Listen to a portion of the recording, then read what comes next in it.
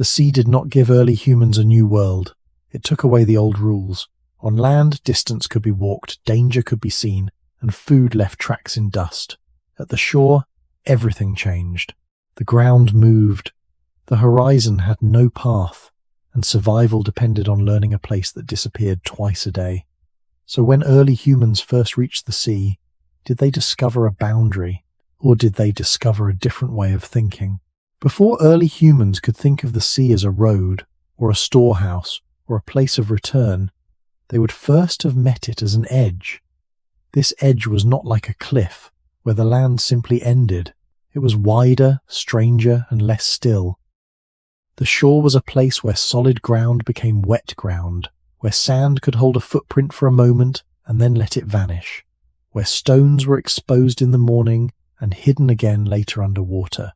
For people used to reading the land through tracks, broken branches, animal paths, dry shelters, and the movement of herds, the coast offered a different kind of message. It did not speak in one fixed line. It changed while they watched. We should not imagine the first arrival at the sea as a sudden discovery of abundance, as if hungry people simply walked down to the water and found an easy life waiting there. That would be too simple. The coast could offer food, but it could also take balance, warmth, direction, and safety. Shellfish might cling to rocks, fish might be trapped in shallow pools, birds might gather near cliffs or estuaries, but the same place could become dangerous when water rose, when waves struck, when weather turned cold, or when a person stepped onto a surface that looked firm and was not. What changed, at the beginning, was not that early humans escaped difficulty. What changed was the kind of difficulty they had to understand. Inland, many dangers had bodies. A predator could be heard or seen. A wounded animal could leave blood.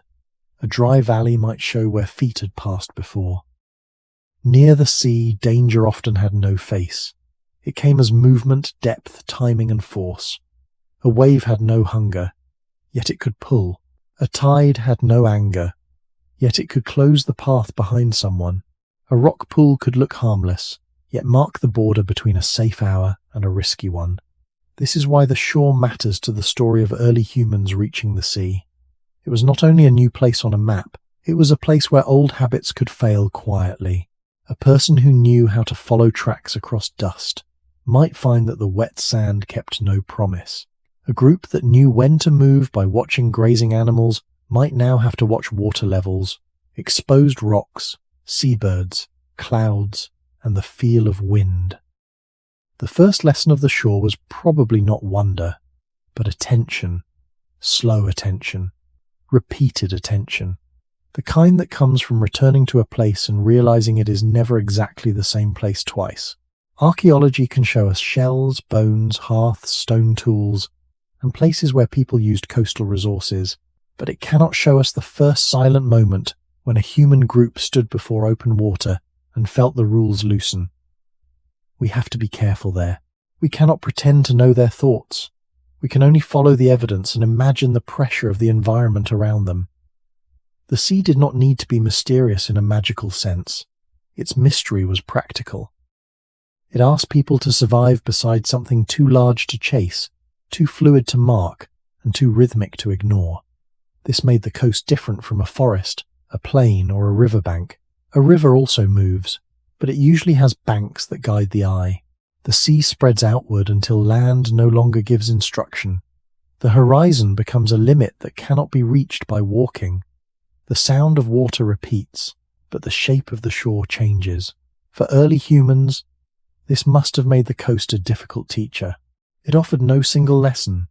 It asked for patience before confidence. It asked for watching before taking. It asked a group to learn when to step forward, when to wait, and when to leave before the same ground disappeared. In that sense, the first meeting with the sea was not a victory scene. It was a change in the conversation between human beings and the world. The land had taught them to read traces. The shore began teaching them to read change. And before the sea could become food, shelter, travel, or memory, it first had to become understandable enough to stand beside. To understand what changed at the sea, it helps to slow the scene down and look at the ground itself. On open land, Early humans could often trust the surface beneath them. A plain might be dry or cracked. A forest floor might be soft with leaves. A riverbank might be muddy, but its shape usually stayed close to the river's path. The coast was different because it was not one surface. It was several surfaces changing into one another. Dry sand became damp sand. Damp sand became shallow water. Flat rock became slippery rock. A pool that was open to the hand in 1 hour could be covered by water in another. The ground did not simply support the body, it gave information, and that information had an expiration. This was a quiet but serious change for people whose survival depended on reading the physical world. A footprint in dry earth could point toward an animal, a person, or a path used before. On wet sand, a print could appear sharply, then soften, then vanish. A shell bed might reveal where food could be gathered, but only when the water allowed access. A line of seaweed might show where the last high water had reached. Broken shells, bird calls, exposed rocks, and stranded fish could all become signs. But none of them worked alone. The shore asked early humans to connect signs with time. This matters directly to the question of what changed when humans first reached the sea. Because the coast did not only add new materials to life, it changed the way a place had to be understood. A stone on land is simply a stone unless it is shaped into a tool or used as a marker. A stone at the shore can be a foothold, a cutting edge, a danger, a shelter for shellfish, or a warning that the tide has fallen low enough to cross. The same object can change meaning as water moves around it. Sand can be a path, then a trap for the foot, then a blank surface after the next wave. A narrow strip of exposed shore can be a safe working place in the morning and a place to leave quickly later in the day. Nothing about this requires us to invent dramatic scenes. It only requires us to take the environment seriously. The sea made ordinary decisions more delicate. Where should a group stand? Where should food be opened? Where could children sit without being too close to waves? Which rocks could be crossed barefoot? Which pools were shallow enough to search? Which places smelled of rot? And which places held something fresh? These are small questions, but for early humans they would have been survival questions.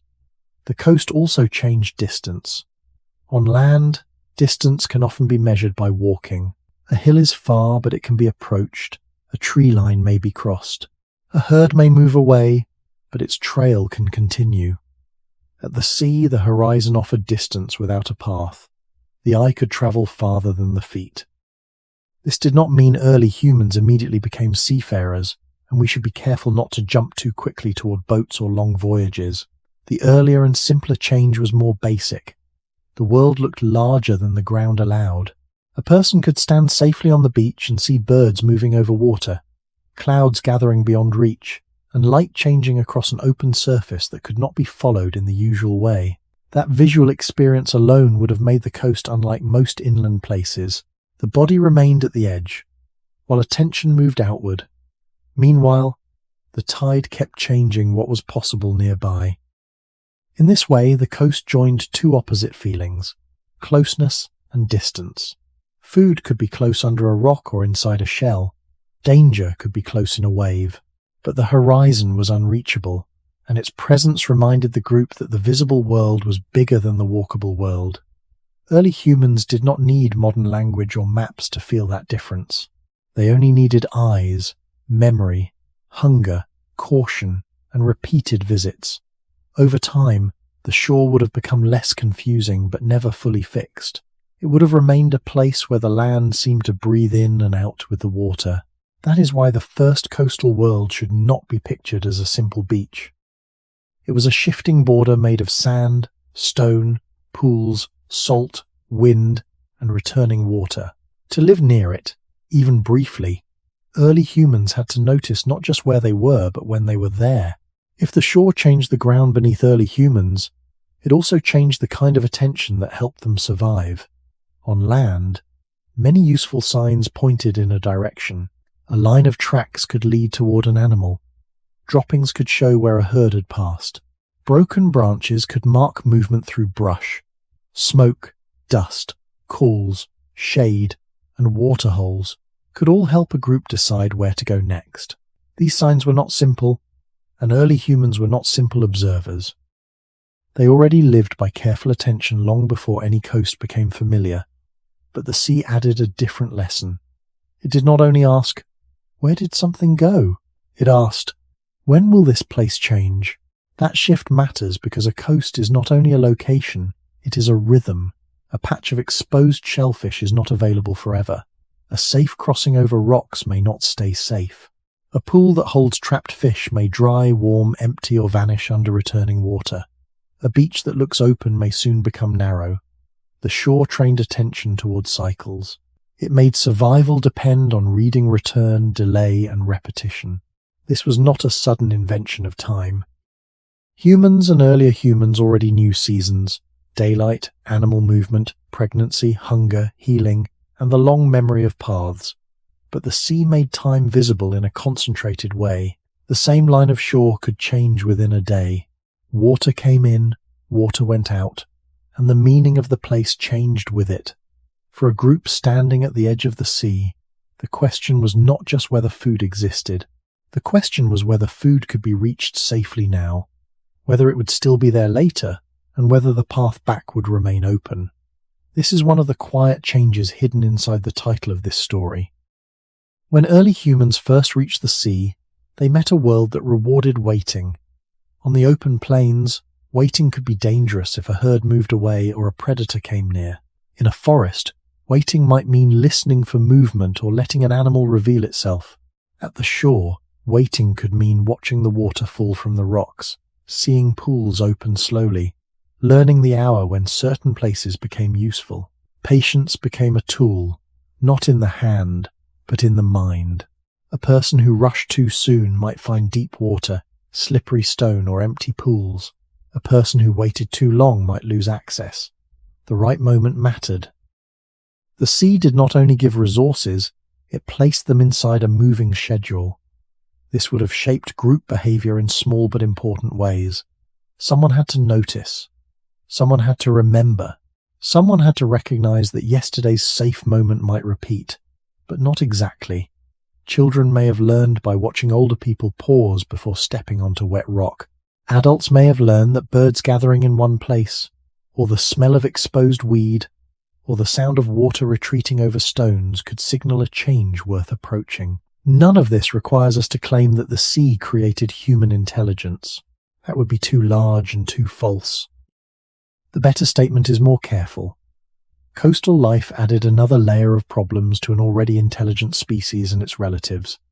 It asked minds to join place with timing, to life. It asked memory to hold not only a path, but a pattern. It asked the group to treat the shore as something alive in movement, though not alive in intention. Near the sea, the world was neither fully generous nor fully hostile. It was conditional. It gave under certain circumstances. It punished under others. This conditional world may have made early coastal experience feel different from inland travel. A valley could be crossed, a slope could be climbed, a tree could be returned to. But a tidal place could be present and absent in the same day.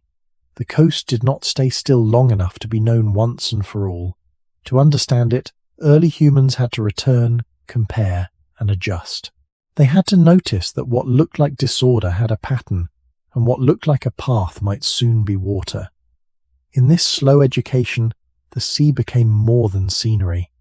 It became a teacher of timing. The first coastal people did not need to name the tide in the way we do now. They only needed to learn, through hunger and caution, that the edge of the land followed a rhythm older than any human memory. Before the sea changed tools, travel, or imagination, it may have changed the simplest habit of survival, looking at a place and asking not only what is here, but what is about to happen here. Before the sea could become part of human life, early humans had to notice that food near the shore did not behave like food on the open land. Inland, many valuable foods moved away. Animals migrated, scattered, hid, defended themselves, or required dangerous pursuit. Fruit ripened and disappeared. Roots could be dug only where people knew the ground well. Waterholes could shrink. A group living by hunting and gathering already needed skill, memory, cooperation, and patience. But much of inland survival depended on following life that was not waiting to be found. The sea changed this pattern without making life easy. It offered some foods that stayed in place until the tide covered them again. Shellfish attached to rocks, crabs hid in pools, small fish could be trapped in shallow water, seaweed and stranded marine animals might appear along the shore. Birds gathered in coastal places where nests, eggs, or carcasses could sometimes be found. These things did not turn the coast into a perfect storehouse, and it would be wrong to imagine early humans simply walking along the beach and eating without effort. Coastal foods could be hard to open, dangerous to collect, seasonal, spoiled, contaminated, or hidden underwater.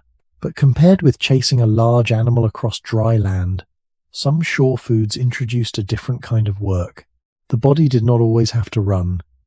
The eyes had to search, the hands had to pry, break, sort, carry, and wait. This is one of the first practical changes in the story of early humans reaching the sea. Food became less about following tracks across distance, and more about recognizing opportunity within a changing edge. A shell bed might not flee, but it could disappear underwater. A stranded fish might not fight like a large mammal, but it could rot quickly, attract other animals, or lie in a place where waves made approach unsafe. A bird colony might be visible from far away, but reaching it could mean cliffs, slippery rocks, or exposure to weather. The coast did not remove risk. It changed risk from pursuit to timing, handling, and judgment. On land, hunger might push a group to move after a herd. Near the sea, hunger might push them to return to the same stretch of shore at the right hour. That difference matters because it slowly changes what a place means. Inland, a good place may be a place where animals pass, plants grow, or fresh water remains. At the shore, a good place may be a place where the tide uncovers edible life again and again. It is not only a place of food, it is a place of return. Archaeological evidence from many coastal settings shows that humans and other hominins used marine resources in deep prehistory, especially shellfish in some regions. We must still be careful with the word first, because many ancient coastlines are now underwater, eroded, or difficult to study. The earliest evidence we find is not always the earliest behavior that happened. Still, the evidence we do have tells us something important. At different times and places, people learned to make the shore part of survival. They did not have to master the whole ocean to do this. They only had to understand the narrow band where land and water met. That narrow band could change the daily rhythm of eating. A group might move along the coast slowly, watching exposed rocks and pools. They might carry shellfish back to a safer place to open them. They might learn which shells were worth the effort and which were too small, too difficult, or unsafe. They might connect certain smells, birds, water levels, and seasons with the chance of finding food. These are humble acts, but they are not simple. They are the foundation of a new relationship with the sea. The difference between hunting inland and gathering at the shore was not a difference between intelligence and instinct. Both required knowledge. The difference was in the kind of knowledge. A moving animal teaches the hunter to read direction. A tidal shore teaches the gatherer to read return. A herd may leave a trail across the land. Shellfish leave their message in place, but only for those who know when to look. In that way, the sea began changing human survival not by giving endless food, but by teaching that food could be tied to rhythm, surface, and repeated attention. The first coastal meals were not just calories taken from the edge of the world. They were small lessons in how a moving planet could still be predictable, if human beings learned to watch slowly enough. The foods of the shore were not all the same, and early humans would not have understood them all at once. Some were visible and slow, like limpets, mussels, oysters, or other shellfish attached to rocks or buried in sand. Some were quick and uncertain, like small fish flashing in shallow pools after the water pulled back. Some appeared only when weather, season, or accident brought them close, such as stranded marine animals, broken sea urchins, or pieces of edible seaweed washed onto the beach. Others belonged to the border between land and sea, birds nesting near cliffs, eggs in protected places, crabs moving between stones, or animals coming down to drink where fresh water met salt water. The coast was not a single meal. It was a collection of small possibilities, each with its own rule.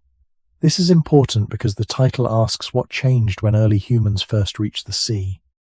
One answer is that food became more diverse in a very practical way. A group did not have to think only in terms of one successful hunt or one known patch of plants. They could learn many smaller sources, some reliable, some occasional, some safe, some risky. Shellfish are especially important in this story because they do not run away, but that does not mean they are effortless. They must be found at the right time, detached, opened, cooked or eaten carefully, and carried if the group is not staying at the water's edge. A shell may protect the animal inside from waves and birds, but it also protects it from human hands. To eat from the shore, early humans had to solve the problem of access. Which stone can crack a shell without wasting the food? Which shell is alive and fresh? Which ones are too small to repay the effort? Which pools are safe enough to reach before water returns? These questions are quiet, but they are exactly the kind of quiet questions that shape daily survival. Fish in tidal pools offered a different lesson. They might be trapped by the falling tide, but they still moved, slipped, hid, and disappeared in cloudy water. Catching them may have required hands, baskets, wooden spears, stone arrangements, or simply patience and timing, depending on the place and period. We should not place complex fishing technology too early without evidence. A careful story must stay close to what can be reasonably supported. Humans near coasts could use simple opportunities before they had any advanced seafaring or fishing equipment. The shore could give food without giving control. Seaweed and coastal plants may also have mattered, though they often leave weaker archaeological traces than shells and bones. Soft foods vanish more easily from the record, so the surviving evidence may make ancient diets look harder and more shell-heavy than they truly were. This is one reason the sea must be treated with caution in a factual script. What survives in the ground is not the whole meal. Shells can remain for a very long time. Fish bones may survive in some conditions. Plant matter often disappears. A beach used by people thousands of years ago may now be underwater. So when we speak about early humans eating by the sea, we are looking through a broken window. We can see enough to know coastal resources mattered in some places, but not enough to turn every shore into the same story. Still, the pattern is powerful. The sea gave early humans a food world built from variety, timing, and repeated observation. It may have allowed some groups to reduce dependence on one dangerous hunt, especially where shellfish beds, estuaries, reefs, or rocky shores were rich. It may have created more reasons to return to the same places, carrying knowledge across days, seasons, and generations. A child watching an older person open a shell was not just learning how to eat. The child was learning which surfaces mattered, which smells warned of decay, which birds signaled life below, which rocks became useful when the tide was low. This is how the sea could enter culture without needing a dramatic invention. It entered through hands, meals, waiting, sorting, and remembering. A handful of shellfish beside a fire might look small compared with a hunted animal, but small foods can change a group when they return often enough. The coast did not replace the land. It added another layer to human survival, one measured not by speed across distance, but by attention to the edge, where water briefly uncovered what it had been holding. The sea did not end hunger. That is one of the most important truths to keep in the center of this story. It would be easy to imagine the coast as a gentle answer to the harder life of the interior, but early humans did not step from danger into comfort. They stepped into a different balance of risk and reward. The shore could make some foods more predictable, but predictability is not the same as plenty. A shellfish bed might return with the tide, yet it could be small, overused, hard to reach, or available only during certain conditions. Fish might gather in shallow places, but they could escape, disappear with the water, or be difficult to catch without the right method. Birds might nest along cliffs, but cliffs are not safe places. Seaweed might be edible in some forms, but not every plant washed onto shore would be useful. Even a dead animal on the beach could be a gift or a danger. depending on freshness, competition, and disease. So the real change was not that the sea removed uncertainty. The real change was that it gave early humans new ways to manage uncertainty.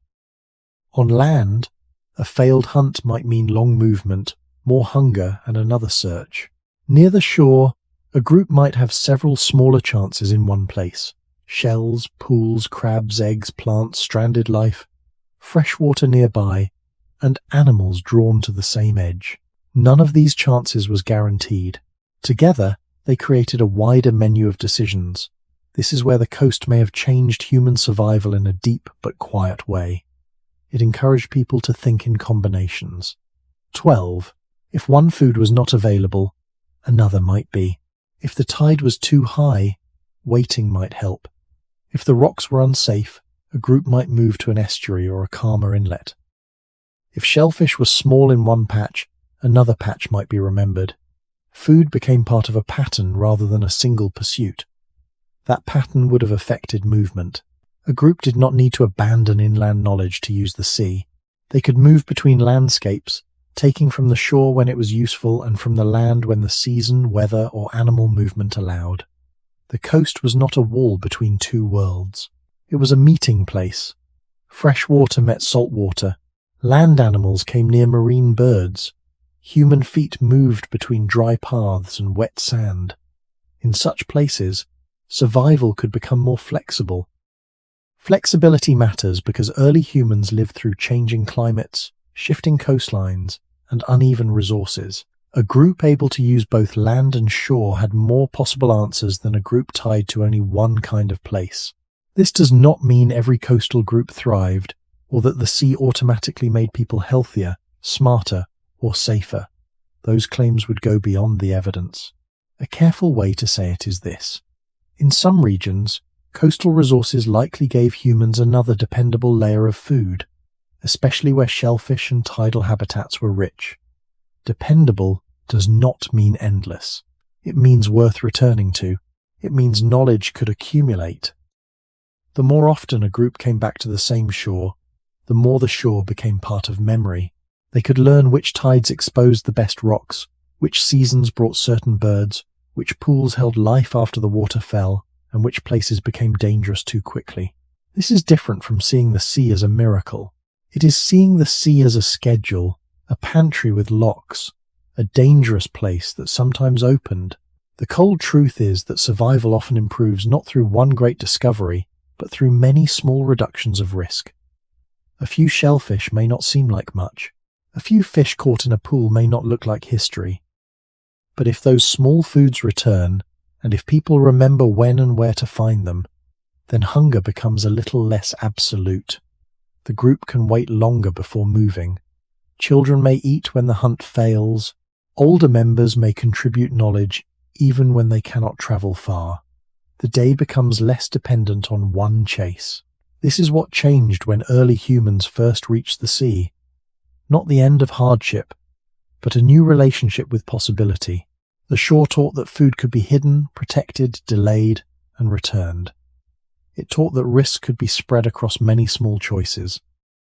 It taught that survival could come not only from speed and strength, but from patience, memory, and the ability to read a moving edge. The sea did not promise life. It made life negotiable in a new way. The first great lesson of the tide was that danger and opportunity could occupy the same place, only at different times. A stretch of rock at low water might look almost generous. Shells clung to its sides. Small pools held trapped life. Wet channels showed where the sea had recently been. A person could step carefully between stones, reach into cracks, and gather food that had not run away. But the same rocks, later in the day, could become invisible beneath moving water. The same path could be cut off. The same pool could become part of the sea again. This made the coast different from many inland places, because safety was not fixed to location alone. Safety was tied to timing. A place was not simply safe or unsafe. It was safe now, unsafe later, useful now, empty later, open now, closed later. For early humans, this would have required a quiet change in judgment. On land, A dangerous place might be known by the presence of predators, steep slopes, dry ground, thick brush, or lack of water. Near the shore, danger could arrive without a body and without a warning cry. It could rise slowly around the feet. It could remove the way back while a person was still focused on gathering. It could turn a familiar rock into a hidden surface. The tide did not chase. It returned. That difference is central to what changed when early humans first reached the sea. The shore introduced a kind of risk that was rhythmic rather than sudden.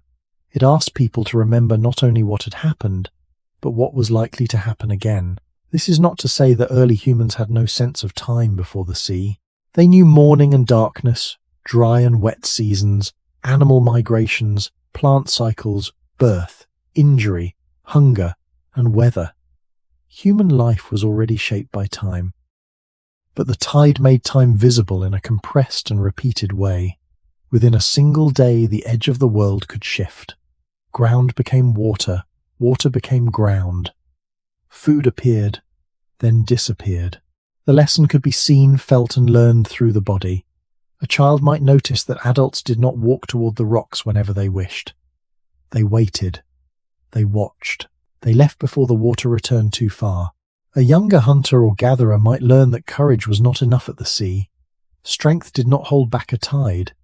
Speed could help, but only if the person had already understood when to leave. The sea rewarded those who respected delay. This was a different kind of intelligence from chasing, throwing, digging, or tracking. It was the intelligence of pause. To stand near the water and wait for the right moment is not passive. It is a form of work. The eyes follow small changes in wet stone. The ears hear waves striking closer or farther away. The feet feel whether sand is firm or soft. The skin feels wind, cold spray, and the hour of the day. Over many visits, these sensations could become knowledge. The group did not need a written calendar or modern words for tidal science. They needed memory, comparison, and caution. They needed to know that the sea had a pattern, even when each wave looked different from the last. That is why the tide may have been one of the earliest coastal teachers. It made the same place tell two different stories. At one moment, the shore said, "Come closer." At another, it said, "Leave." Learning the difference could mean food. Failing to learn it could mean injury, isolation, or death. Still, the tide was not only a threat. Its return also renewed the shore. It washed, covered, exposed, carried, and rearranged. It could bring fresh materials, reveal shell beds, trap fish, clean the sand, and mark the line where the sea had reached. For early humans, the tide may have turned the coast into a place of repeated questions. What has the water uncovered? What has it taken away? How long will this opening last? Where will the safe path be when we return? These questions did not close the mystery of the sea. They opened a new kind of attention. The coast taught that survival could depend on knowing when a place was becoming something else. A tide could be learned in a day, but a coast could not. The water rising and falling was only the most visible rhythm. Around it were slower rhythms, harder to notice at first, but just as important for survival. Winds changed. Storms came more often in some seasons than others. Certain fish might appear near shore at particular times. Birds might gather, nest, leave, and return. Shellfish might grow, become easier or harder to collect, or change in quality. Rivers meeting the sea could swell after rain and bring fresh water, mud, plants, and animals closer to the shore. The coast was not one clock. It was many clocks running together, and early humans had to learn which ones mattered. This is where the sea began to reshape attention beyond the single moment of danger. A person could watch the tide and know when to step onto exposed rocks, but a group that returned over many weeks or seasons could learn something deeper. The shore had habits. Not promises, but habits. There might be a time when birds gathered heavily along cliffs. There might be days after storms when useful driftwood, stranded animals, shells, or seaweed appeared along the beach. There might be calm periods when pools were safer to search, and rough periods when the same place should be avoided. There might be stretches of coast where shellfish were larger, or places where fresh water made camping more possible. These observations would not have arrived as a single discovery. They would have built slowly, through repeated visits, failed attempts, lucky finds, injuries avoided, and stories remembered by the group. To live near the sea was to live near a moving calendar.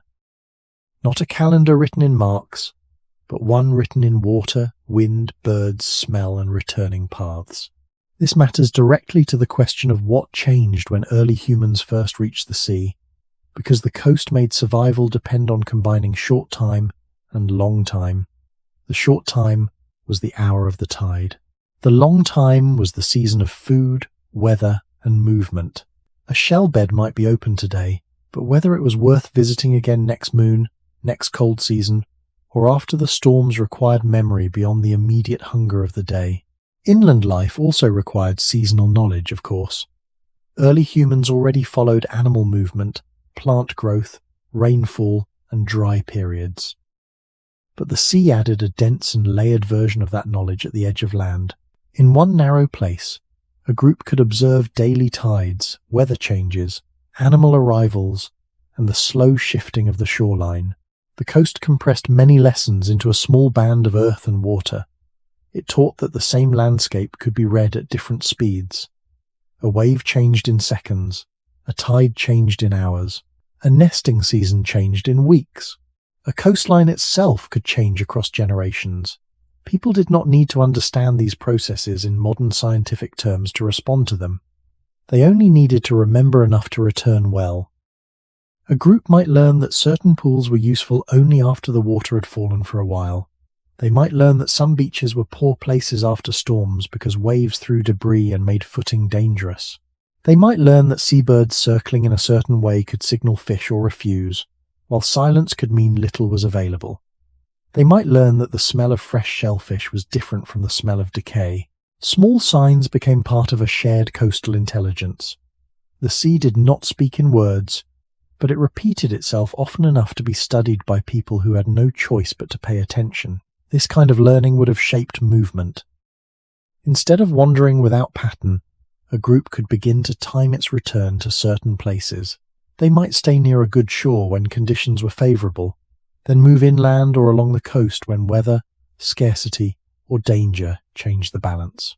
The sea did not force one way of life everywhere. Rocky shores, sandy beaches, estuaries, lagoons, islands, and cold coasts all offered different possibilities. Mo. Quote, "That is why we must avoid saying the sea changed humans, as if every coast did the same thing. The more accurate truth is quieter. Wherever early humans used the shore successfully, they had to learn the local rhythm of that shore. The sea made knowledge local, repeated, and timed. It turned survival into a conversation with cycles that could not be hurried. A person could not command fish to arrive, or storms to stop, or birds to nest within reach. But a group could watch, remember, and return when the pattern opened. In this way, the coast taught early humans that time was not only something to endure, time could be read, time could be used, time could become part of the meal before the meal was ever found. The sea made time harder to ignore because it placed change directly in front of the body. A person could stand on the same shore in the morning and again later in the day, and the place would not be fully the same. The waterline moved. The smell changed. The pools opened or closed. Birds shifted position. Shells that had been covered became visible, and paths that had been useful could disappear. Over many visits, this would have encouraged a longer kind of thinking. Not long in the modern sense of written plans, fixed dates, or measured hours, but long in the human sense of remembering what tends to return. Early humans already carried deep knowledge of time from life on land. They knew that animals moved with seasons, that plants had times of growth and fruit, that storms could follow certain skies, that children grew slowly, and that old paths could remain useful across years. The coast did not invent memory or planning. What it did was place many timescales very close together. A wave changed now. The tide changed later. A shell bed might be better after repeated growth. Birds might return in a season. A safe place might become poor after storms. The shore made the mind hold several futures at once. This is a quiet but important answer to the question of what changed when early humans first reached the sea. The sea did not only ask them to find food, it asked them to think about when food would become reachable, how long safety would last, and whether returning later would be worth the effort. Near the coast, a good decision could begin before hunger was urgent. A group might remember that a certain rocky place was useful when the water fell low. They might decide not to spend strength on a difficult chase if the shore would soon open. They might wait near shelter, prepare stones or containers, watch children, and move only when the moment became right. This kind of waiting is not laziness, it is planning, shaped by the environment. The coast taught that action did not always begin with movement. Sometimes action began with restraint. To survive beside the sea, early humans had to accept that the world had its own timing. They could not force the tide to fall. They could not make fish gather. They could not stop rough water from covering the rocks. But they could learn to place their own behavior inside those rhythms. That is a very different relationship with nature from simply pursuing what moves across the land. It is closer to negotiation. The group watches, remembers, waits, and enters when the shore allows it. This would have made memory more social as well as individual.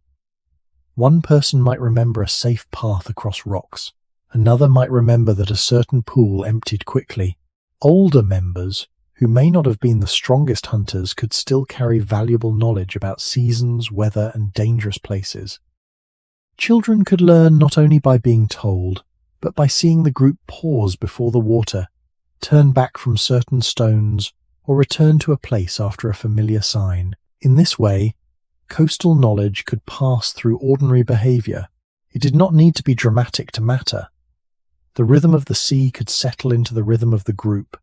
Meals, movement, rest, and caution could all begin to follow the changing edge.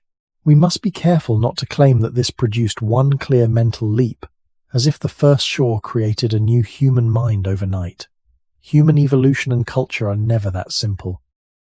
Different groups reached different coasts at different times, and many traces of those ancient shorelines are now lost beneath rising seas or destroyed by erosion.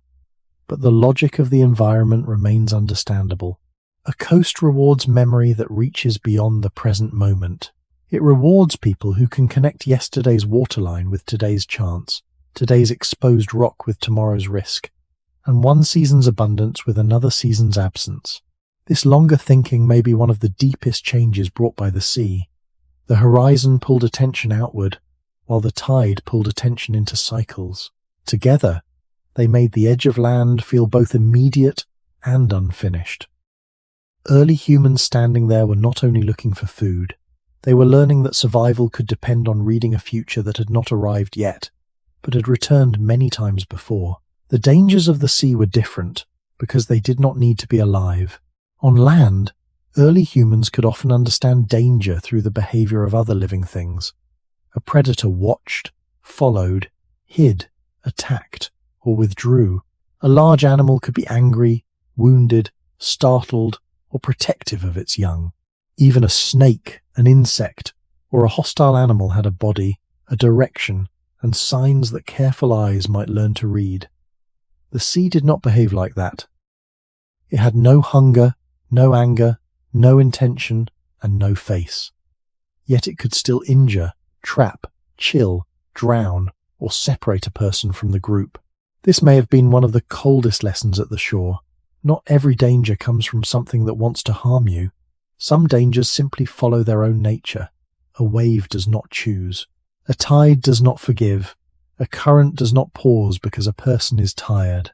For early humans meeting the coast, this would have changed the emotional shape of fear.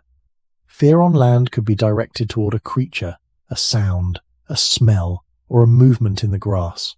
Fear near the sea had to include forces that were larger, less personal, and harder to negotiate with.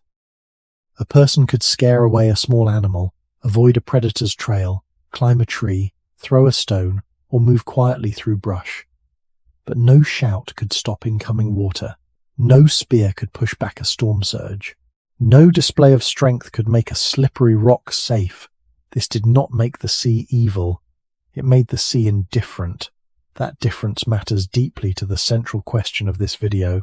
When early humans first reached the sea, they did not only find a new source of food or a new horizon, they encountered a new kind of power, one that demanded respect without offering a mind to read.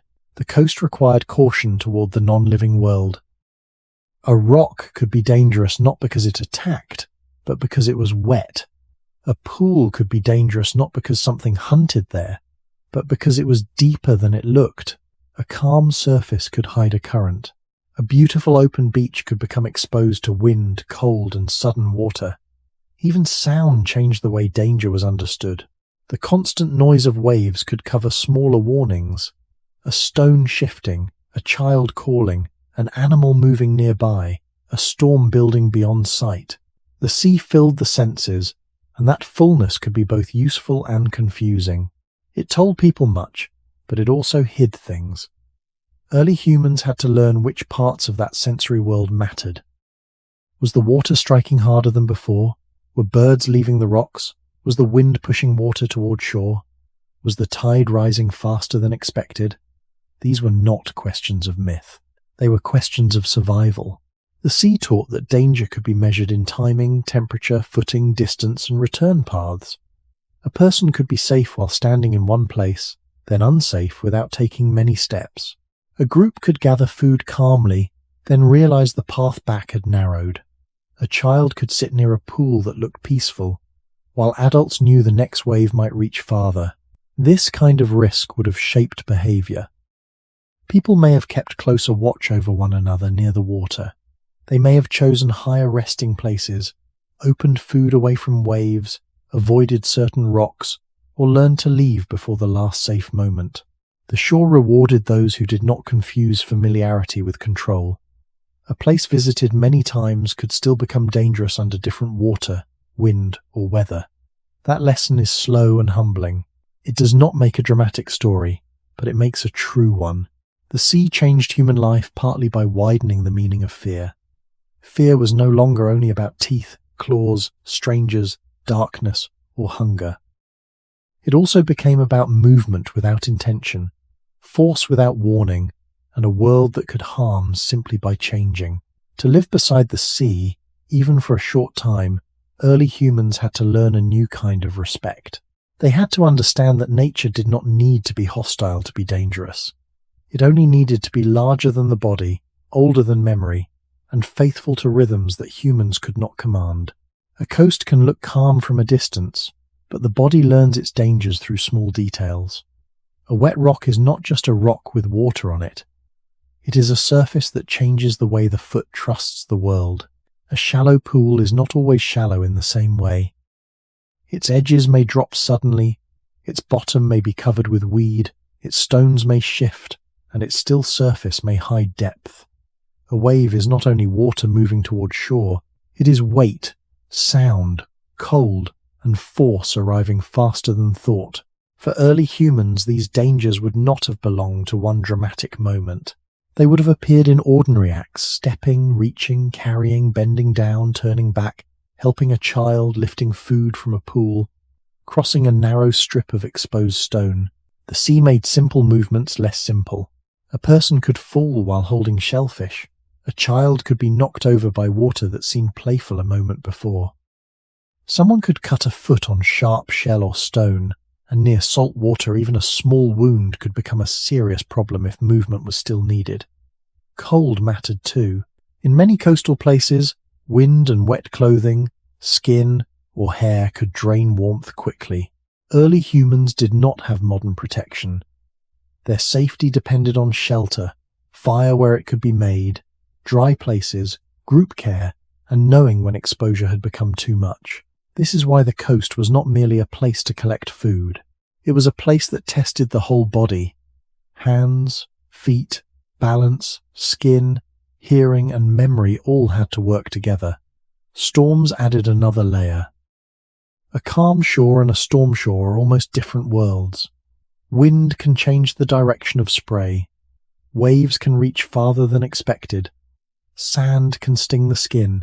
The sound of water can become so large that voices disappear inside it.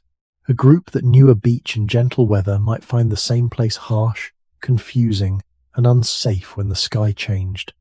The sea also changed orientation. Inland, a person might use trees, ridges, animal paths, smoke, stars, or familiar slopes to keep a sense of direction. Near the shore, fog, spray, glare, cliffs, flat beaches, and repeated wave patterns could make distance harder to judge. A headland that seemed close might take longer to reach. A safe camp might be hidden behind dunes or rocks. A path along the water could be shortened by walking, then cut off by the tide on the way back. None of these dangers required the sea to be imagined as an enemy.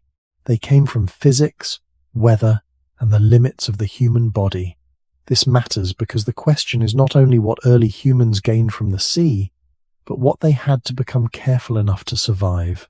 The coast taught that risk could be layered. The first layer was the visible one: water, rocks, waves, cliffs. The second was timing, whether the tide was rising, whether the weather was turning, whether daylight was fading.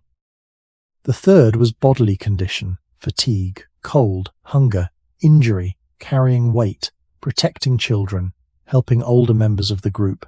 A choice that was safe for a strong adult with empty hands might be unsafe for someone carrying food or guiding a child. The shore made survival social because danger often depended on the weakest moment of the group, not only the strongest person. To move well near the sea, early humans likely needed habits of caution, staying above the reach of waves when resting, watching the return path, avoiding slick stones, leaving before urgency, and treating strange water with respect. These habits may sound simple, but simple habits are often what keep people alive. The sea did not reward pride. It rewarded those who noticed change before change became a crisis. A storm did not need to arrive suddenly to be dangerous. Cold did not need to be extreme to weaken the body. Deep water did not need to be far from shore to threaten someone who slipped. Near the sea, danger often began as a small misreading. The rock looked dry enough, the pool looked clear enough, the wave looked no higher than the last one. The path looked open enough. Then the body learned otherwise. In this way, the coast changed early human life by making caution more detailed. It trained people to respect surfaces, weather, sound, balance, and the limits of attention. Survival at the shore was not only about courage or hunger, it was about knowing that the world could change underfoot. To survive near the sea, early humans had to learn a kind of caution that was different from fear. Fear can make the body pull back quickly. Caution asks the mind to stay awake before anything frightening happens. It is the difference between running from a predator and deciding not to step onto a wet rock because the water is rising. This kind of caution may have become one of the deepest lessons of the shore. On land, many dangers could be met with movement. Climb, hide, throw, retreat, follow another path. At the coast, movement itself could become the danger if it happened at the wrong time. A person could move closer to exposed shellfish and lose the path back. A group could stay too long in a rich place and be separated by water. A child could wander toward a pool that looked small but changed suddenly when waves reached it. The sea taught that survival was not only about reacting well, it was about acting early enough that reaction was not needed. That lesson would have shaped where people rested, where they opened food, how close they stayed to children, how they watched the sky, and how they remembered safe ground. A group living or foraging near the shore might learn to keep higher land in mind, even when the beach below was full of opportunity. They might choose a place above the reach of ordinary waves before sorting shellfish or sharing food. They might learn that some routes were only for low water, and that a useful shortcut could become a trap if treated like a permanent path. This is one of the important changes brought by the sea. It made safety depend on leaving space for the future. Not the distant future, but the next hour, the next rise of water, the next turn of weather. Early humans did not need modern explanations to know this. They only needed repeated experience. The person who had once slipped would remember the stone. The group that had once been forced to hurry would remember the narrowing path. The elder who had seen storms change a beach might warn others through gesture, sound, or example. Knowledge at the shore would not always be spoken as instruction. It could live in habit. Adults might stand between children and water without explaining why. People might avoid certain rocks even when food seemed visible there. Someone might look at the tide line before settling down. These small acts are easy to overlook, but they show how the coast could turn danger into culture. A dangerous place becomes less dangerous when a group builds shared rules around it. Not rules written down, but rules carried in bodies. Do not turn your back too long on moving water. Do not wait until the last path is gone. Do not trust every calm surface. Do not treat the shore as if it were dry land. This does not mean all groups learn the same habits. Coasts differ. A rocky shore teaches one caution. A sandy coast teaches another. A cold coast teaches the cost of wetness and wind. A tropical coast may teach different risks, from reefs to storms to heat and decay. But across these differences, one broad pattern remains. The sea enlarged the field of attention. It forced people to include forces that had no eyes, no teeth, and no intention. That may sound simple, yet it is a major change in how a mind relates to the world. To respect an animal is to watch what it does. To respect the sea is to watch what it is becoming. The shore asks people to think ahead of danger, to notice early signs, to trust memory, and to accept that strength cannot solve every problem. In this way, the sea may have softened some kinds of confidence while deepening others. It did not make early humans weak. It taught them that survival sometimes belongs to the careful, the patient, and the observant. A person who leaves the rocks before the water rises may look cautious, but that caution is knowledge. A group that waits out rough weather may look inactive, but that waiting is judgment. The sea changed courage by placing limits around it. Courage near the shore was not rushing into the water or standing against the waves. Courage was knowing when not to enter, when to call others back, when to let visible food remain where it was because the cost had become too high. This is why the first human relationship with the sea should not be told only as discovery. It was also discipline. The shore gave food, signs, materials, and horizons, but it demanded a quieter skill in return, the ability to live beside power without pretending to control it. When early humans reached the sea, their tools did not suddenly become strange or modern. They still worked with what the world gave them: stone, bone, wood, shell, fibre, hide, fire, and the strength of the hand. But the shore changed the tasks those tools had to answer. A sharp edge that cut meat inland might now open fish, scrape skin, cut seaweed, trim plant fibres, or help separate flesh from shell. A heavy stone that could break bone might also crack a hard shell. A pointed stick that helped dig roots or probe soil might become useful in shallow pools, between rocks, or along wet sand. The coast did not need to invent intelligence. It changed the questions placed before existing intelligence. Shellfish are a good example because they seem simple from far away.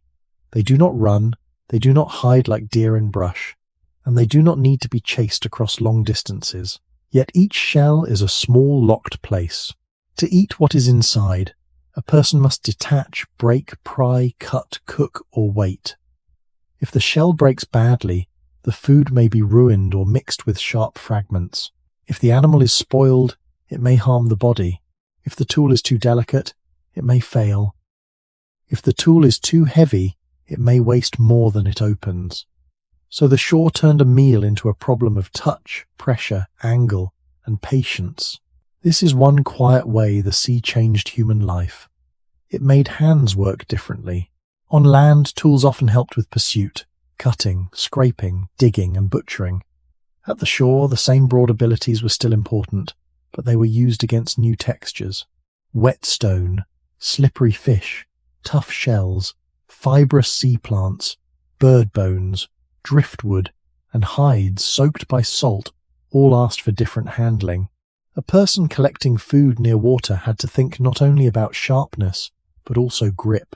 A tool dropped on dry ground can be picked up easily. A tool dropped into a pool may vanish between stones. A cutting edge used on wet flesh may slip. A wooden point may swell, crack, or soften. A fibre cord may become heavy with water. These are small practical difficulties, But small difficulties are where technology often becomes more careful. We should not exaggerate this into a claim that the sea created advanced tools overnight. That would be false and too dramatic. The more honest idea is that coastal life gave early humans more reasons to adapt familiar materials to unfamiliar work. A stone flake could be selected because it fit the hand well when wet. A hammer stone could be kept near a shell bed. A scraping edge could become valuable for cleaning fish or preparing skins. A wooden object might be shaped for probing water or lifting something from a pool. A shell itself could become a container, a scraper, or a cutting edge in some places and periods. The shore added variety to the workshop of survival. It also changed where work happened. Inland butchery might take place near a kill, near camp, or near shade. Coastal work had to consider the tide, the waves, the wind, and the need to move food away from water before it was lost. Shells might be opened on higher ground. Fish might be cleaned where waste could be left safely. Wet materials might need drying. Fire, if available, had to be protected from wind and dampness. The coast-made tool used part of a larger arrangement: where to stand, where to sit, where to place food, where to keep children, where to leave sharp fragments, and when to stop before the water returned. In this sense, a tool at the shore was never just an object. It belonged to a whole rhythm of movement and caution. A stone in the hand connected to the tide under the feet. A piece of wood connected to a pool that would soon change. A shell broken open beside a fire connected to memory of when the rocks were exposed. What changed when early humans first reached the sea was not that they became suddenly different beings. It was that familiar hands met unfamiliar demands. The sea asked those hands to crack, pry, hold, scrape, sort, carry, and repair in a place where water kept changing the rules. Technology became wetter, more delicate, more tied to timing. And through those ordinary acts, the coast entered not only the diet of early humans, but the way they worked with the world. The shore did not only ask early humans to use tools, it asked them to notice differences. A shell was not just a shell. Some were thick, some thin, some easy to crack, some likely to shatter into sharp pieces, some worth carrying back, some too small to repay the effort. A stone was not just a stone. One could be good for hammering, another for cutting, another for scraping, another too smooth to grip with wet hands. A piece of wood could float, bend, split, probe, lift or burn, depending on its shape and condition. Near the sea, survival depended on sorting the world into useful categories, and those categories were often learned through repeated work. This is one of the quiet changes the coast may have encouraged. It made small differences matter. On dry land, early humans already knew materials deeply. They understood which stones fractured well, which woods bent or broke, which hides could be worked, which plants could be twisted, chewed, scraped, cooked, or avoided. The coast did not create this ability from nothing, but it placed that ability in a new setting where water, salt, sand, and shell changed the value of objects. A flake that worked well on dry meat might slip on wet fish. A hammer stone that cracked bone might crush shellfish too completely. A sharp edge might dull quickly if it struck sand or grit. A container made from skin or plant fiber might become heavier near water. A fire-making place might fail if chosen too close to damp wind. Every tool had to be judged not only by what it was, but by where it would be used. This made repetition important. A person might open many shells and slowly learn the right pressure. Too little force, and the shell stayed closed. Too much force, and food was wasted. The hand learned angles before the mind could fully explain them. The wrist learned when to twist. The fingers learned where a shell was weakest. The eyes learned which shells were alive, which were empty, which smelled wrong, which were fresh enough to carry. In this way, the coast became a place of practice.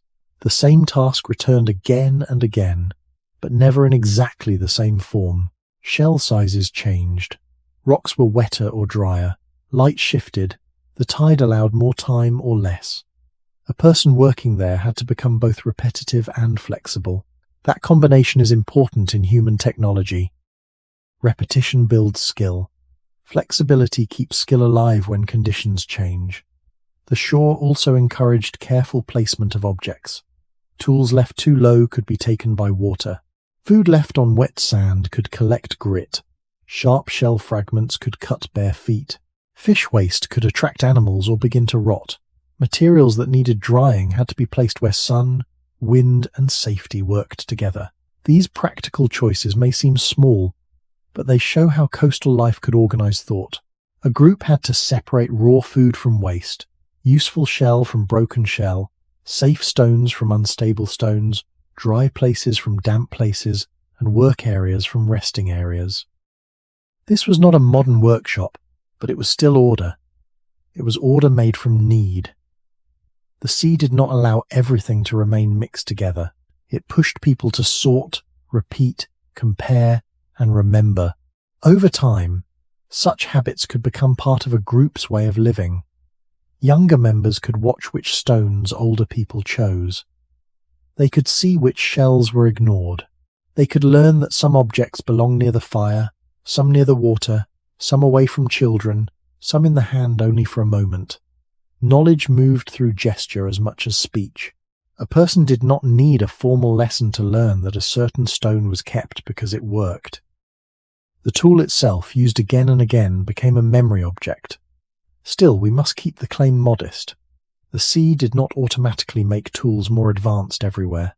Different coasts offered different resources, and many early coastal sites are missing because ancient shorelines have drowned or eroded. What we can say more safely is that coastal work added new pressures to an already skilled human world. It made people handle hard shells, slippery flesh, wet wood, sharp fragments, salt, wind, and changing water. It made useful differences visible through daily practice. In that sense, the coast may have sharpened not only stone edges, but attention itself. It taught that survival could depend on choosing the right object, in the right place, at the right moment, for a task that would return with the tide. It would be tempting to say that the sea made early humans smarter, but that sentence is too easy, and it would not be careful enough. Human intelligence did not begin at the shore. Long before coastal life became important in some places, early humans and their relatives were already making tools, reading landscapes, sharing knowledge, solving problems, caring for one another in different ways, and surviving in difficult environments. The sea did not create the human mind from nothing. What it did was place an old mind before new kinds of problems. That difference matters. A coastline does not teach by speaking. It teaches by refusing to stay simple. A shell looks like food, but it is locked. A pool looks still, but it may hide movement. A stone looks useful, but wet hands may not hold it well. A piece of driftwood looks like fuel, but it may be too damp to burn. A beach looks open, but the tide may soon narrow it. Each object near the sea carried more than one possible meaning, and the right meaning depended on timing, touch, weather, and memory. This is why coastal tools should be understood as part of a wider mental world, not just as objects. A stone used to break shellfish was also connected to knowledge of which shells were worth breaking. A cutting edge used on fish was connected to knowledge of freshness, smell, safe handling, and where to leave waste. A wooden probe used near rocks was connected to knowledge of pools, hidden cracks, and the rising tide. The tool itself was only the visible part. Behind it was a chain of decisions. This is the honest way to speak about the sea and intelligence. The coast did not magically enlarge the brain. It enlarged the number of relationships a person had to hold in mind at once. Food, water, surface, danger, season, tool, hand, group, and return path all had to be considered together.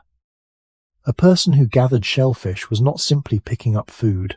That person was judging whether the tide allowed enough time, whether the shells were fresh, whether the stone was strong enough, whether the group could carry the food, whether fire or another safe place was nearby, and whether the same patch should be left partly untouched for another day. We do not need to imagine this as modern planning. It was practical attention. But practical attention is still deep. It is the kind of thinking that grows through repeated contact with a demanding place. The sea also made mistakes visible. A broken shell that wasted food taught something. A slippery grip taught something. A tool lost in a pool taught something. A fire placed too near damp wind taught something. A good stone kept and used again taught something. In this way, the coast could turn ordinary work into repeated experiment. Not experiment in a formal scientific sense, but experiment as life has always known it. Try, fail, remember, adjust, teach. This is how technology often changes slowly, not through one sudden invention, but through thousands of small corrections. The sea may have encouraged such correction because its materials were so varied and its conditions so unstable. A tool that worked yesterday might still work today, but only if the water, sand, grip and task were similar enough. If they were not, the hand had to adapt. That is a serious kind of intelligence, but it is not a dramatic miracle. It is the intelligence of living carefully. The coast also connected tools to the group. A skilled person could show others how to crack a shell without destroying it, how to hold a slippery fish, how to cut away flesh, how to keep sharp fragments from the feet of children, how to place food above the waterline, how to protect fire from damp air. These lessons could pass quietly, through watching and imitation. The sea did not only shape individual skill, it shaped shared habits. Over time, a group's tools and movements could begin to fit the shore the way a path fits a valley. This was not control over nature, it was adjustment to nature. That is the point we should keep. When early humans reached the sea, they were not transformed into modern people by one new environment. They were asked to become more attentive to a world where every useful thing came with conditions. The shell opened only with the right force. The pool gave food only at the right moment. The wood burned only if it dried. The rock held the foot only if it was chosen carefully. The tool worked only when the hand understood the place. So the sea did not create human intelligence. It gave intelligence more to do. A shore is difficult to remember because it does not keep one face. A hill may change with season and light, but its shape stays mostly in place. A forest path may become overgrown, but the trees still hold a kind of structure. A river may rise and fall, but its banks often guide the body along a known line. The coast is more restless. It asks memory to hold a place that is always partly leaving. Early humans who returned to the same shore could not remember it as a fixed picture. They had to remember relations, where the safe stones were when the water fell, where sharp shells cut the feet, where the sand became soft, where waves reached during rough weather, where a pool held life after the tide withdrew, where higher ground waited if water came back sooner than expected. This kind of memory was not decorative, it was survival. A person who remembered only the appearance of the beach might be misled when the light, tide, or weather changed. A person who remembered the underlying pattern could move more safely. That is one of the important changes the sea brought into human life. It made place memory more flexible. To know a coast was not only to know where something was, it was to know how that place behaved. A rock might be a marker at low tide and invisible later. A channel might be a path in 1 hour and a barrier in another. A patch of shellfish might be reachable only when the water had fallen far enough. A sheltered hollow might be safe in calm weather and dangerous during storm waves. The shore turned geography into behavior. For early humans, this meant that memory had to become layered. There was the memory of shape: cliffs, dunes, headlands, pools, stones, estuaries, caves, and higher ground. There was the memory of timing: when water rose, when it fell, when birds returned, when storms made certain places unsafe. There was the memory of use: where food had been found, where tools had been lost, where a fire stayed dry, where children could sit, where waste should be left. These layers work together. If one layer was missing, the place became harder to understand. This is why the sea was not only a source of food or danger, it was a memory place. It trained the mind to connect space with change. We should not imagine this as a formal map. Early humans did not need drawn lines to know a shore. Their maps were held in the body, in habits of walking, in the memory of feet on stone, in the knowledge of where to turn before the water cut off the route.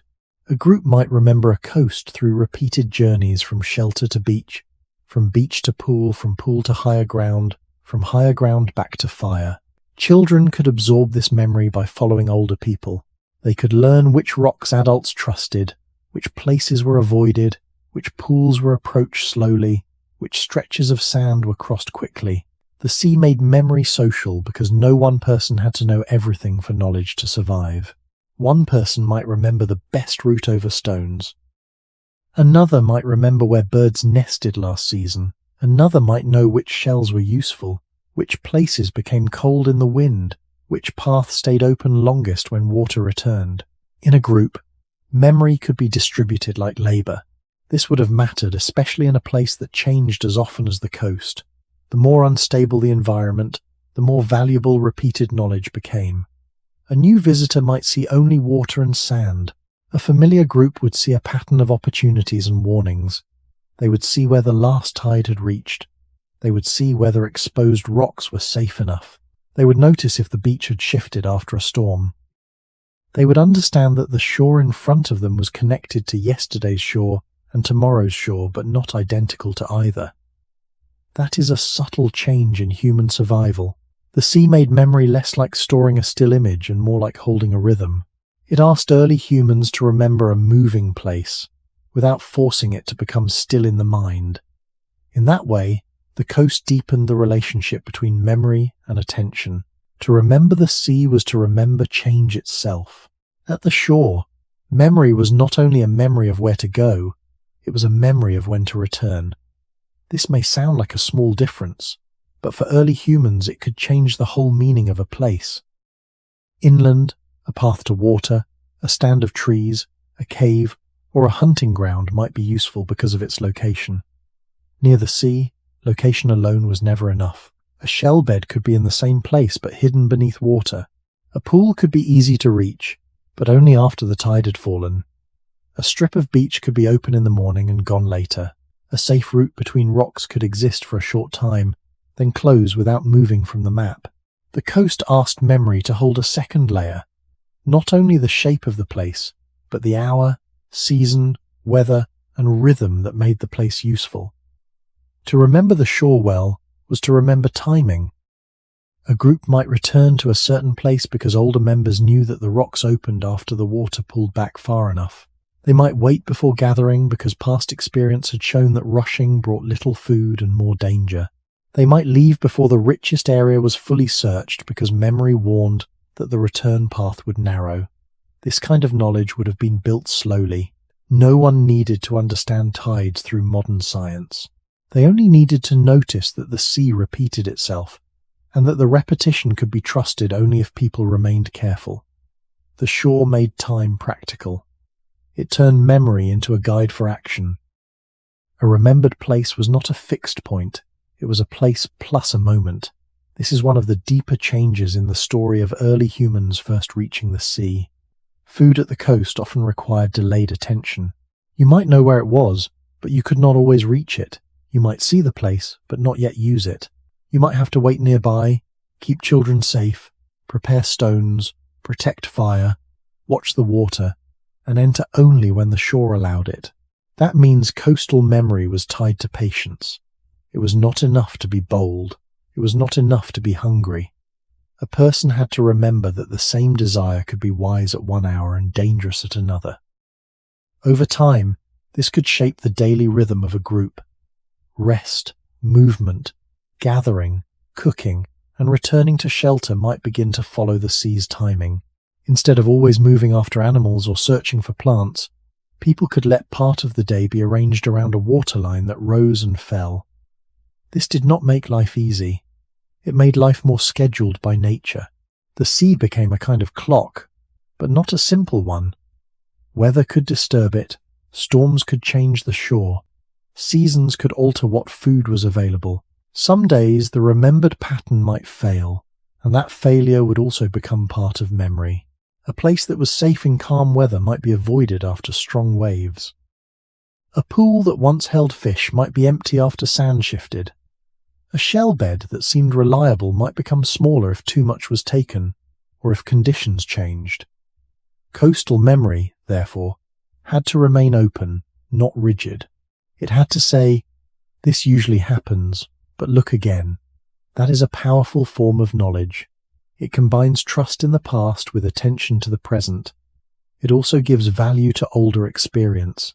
Someone who had seen many tides, many storms, and many seasons could help the group avoid treating the shore as new each day.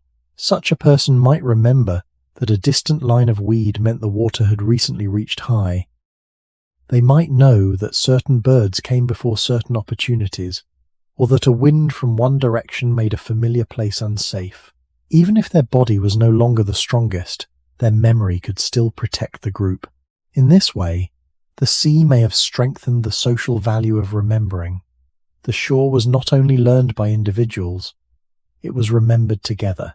People carried the coast in shared habits: when to go down, when to stay high, when to gather, when to stop, when to return. So when early humans first reached the sea, one of the quiet changes was this: survival began to depend more strongly on remembering time as part of place.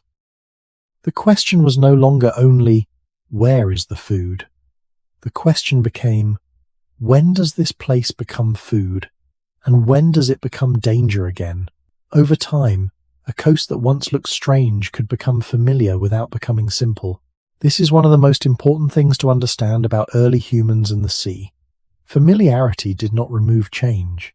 It made change recognizable. A group that returned to the same shore again and again could begin to carry that place inside its shared memory. The path down from higher ground, the safest stones, the pools that sometimes held fish, the shells that were worth opening, the wind that made fire difficult, the ridge where people could rest above the waterline, the smell of decay after storms, the line of weed left by high tide, the darker sand that warned of softness underfoot.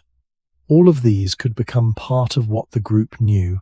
The coast became a remembered landscape, but not in the same way as a cave wall, a valley, or a grove of trees. It was remembered as a pattern of returns. This relationship between memory, season, and space may have been one of the deepest changes brought by coastal life. Space alone tells a person where things are. Season tells a person when they may come back. Memory joins the two. At the sea, these three had to work together constantly. A shellfish bed could be a dependable place only if the group remembered when it was exposed, when it was rich, when it had been poor, and when the weather made it unsafe. A bird nesting area could matter only if people remembered the season of birds and the dangers of reaching it. A source of fresh water near the coast could become central to movement because it linked drinking, resting, gathering, and safe return. The shore made knowledge more relational. A place was not valuable by itself. It was valuable in relation to water, season, food, shelter, danger, and the group's needs. This is why coastal memory could become deep without becoming mystical. We do not need to imagine myths or symbolic meanings too early in order to understand its power. The practical truth is enough. If a group knows that a certain inlet becomes useful after the tide falls, and that nearby high ground protects them from sudden water, and that the same inlet becomes poor after heavy storms, then that group holds a complex memory of place. That memory helps decide where to go, when to wait, what to carry, who should come, and when to leave. It can be passed to children through repeated movement. It can be adjusted after mistakes. It can survive in the body even without formal words. A child who follows adults down to the rocks may learn that the group pauses at the same place each time, not because the pause is ceremonial, but because the water must be watched. A young person may learn that certain shells are ignored, that certain stones are carried back, that certain pools are approached quietly, that certain beaches are avoided after storms. In this way, the coast becomes part of education, not education as a lesson separate from life, but education as repeated life itself. The sea also made memory humble. Because the shore kept changing, no memory could be perfect. A storm could rearrange sand, a rock could shift, a shell bed could become less productive, a path could erode. Rising seas over long periods could cover places used by earlier generations. This means coastal people had to combine memory with renewed observation. They could not simply say, "We know this place," and stop looking. They had to know and look again. That balance is one of the quiet strengths of human survival. Too little memory, and every day begins from confusion. Too much confidence, and a changed place becomes dangerous. The sea trained a middle path. Remember deeply, but keep watching. This may have shaped how groups thought about home as well. A coastal home was not only a fixed shelter, it could be a circuit of places, a higher resting place, a beach, a pool, a shell bed, a stream, a dry fire area, a lookout point, a path inland. Home could become a set of remembered relationships rather than one point. That idea matters for the title of this video. When early humans first reached the sea, they were not only adding a new place to the map, they were learning a new way to belong to a place that would not stay still. The shore asked them to remember movement, to trust patterns without becoming blind to change, and to connect hunger, safety, season, and space into one living memory. The sea did not just lie before them. Over time, it entered the way they remembered the world. The shore did not only change what early humans ate, it may also have changed how they waited together. On land, a successful hunt could bring a large amount of food at once, but it also carried danger, effort, and uncertainty. Some days the group might gain much. Other days, they might gain little. Near the sea, food could appear in smaller but repeated forms. Shellfish on rocks, crabs in pools, fish caught by falling water, eggs in nesting places, edible plants or seaweed in certain seasons, and sometimes the remains of animals washed onto the shore. These foods did not arrive evenly. The coast could be generous in one place and poor in another. It could open at low tide and close again underwater. It could give enough for a meal, but not enough for comfort. It could make people wait beside visible food they could not yet reach. This uneven rhythm matters because it shaped the group, not only the individual. A person alone might gather what was near, but a group had to decide who went down to the rocks, who watched children, who carried food, who opened shells, who stayed near fire, who noticed the water returning, and who remembered when to stop. The shore turned food into a shared timing problem. If shellfish were exposed only for a short period, then many hands could matter. If the rocks were slippery, then caution from one person could protect another. If food had to be carried away from waves, then gathering and transport became connected.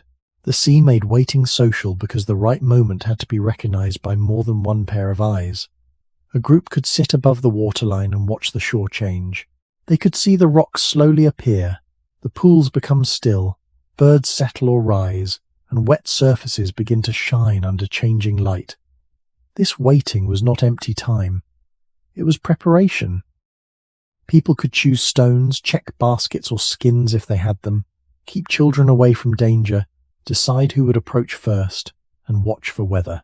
In this way, the coast may have strengthened the value of shared attention. One person might focus on food, another might watch the water, another might listen for children, another might notice clouds or wind. No single person had to hold the whole scene alone. The group itself became a wider form of perception. This is one quiet answer to what changed when early humans first reached the sea.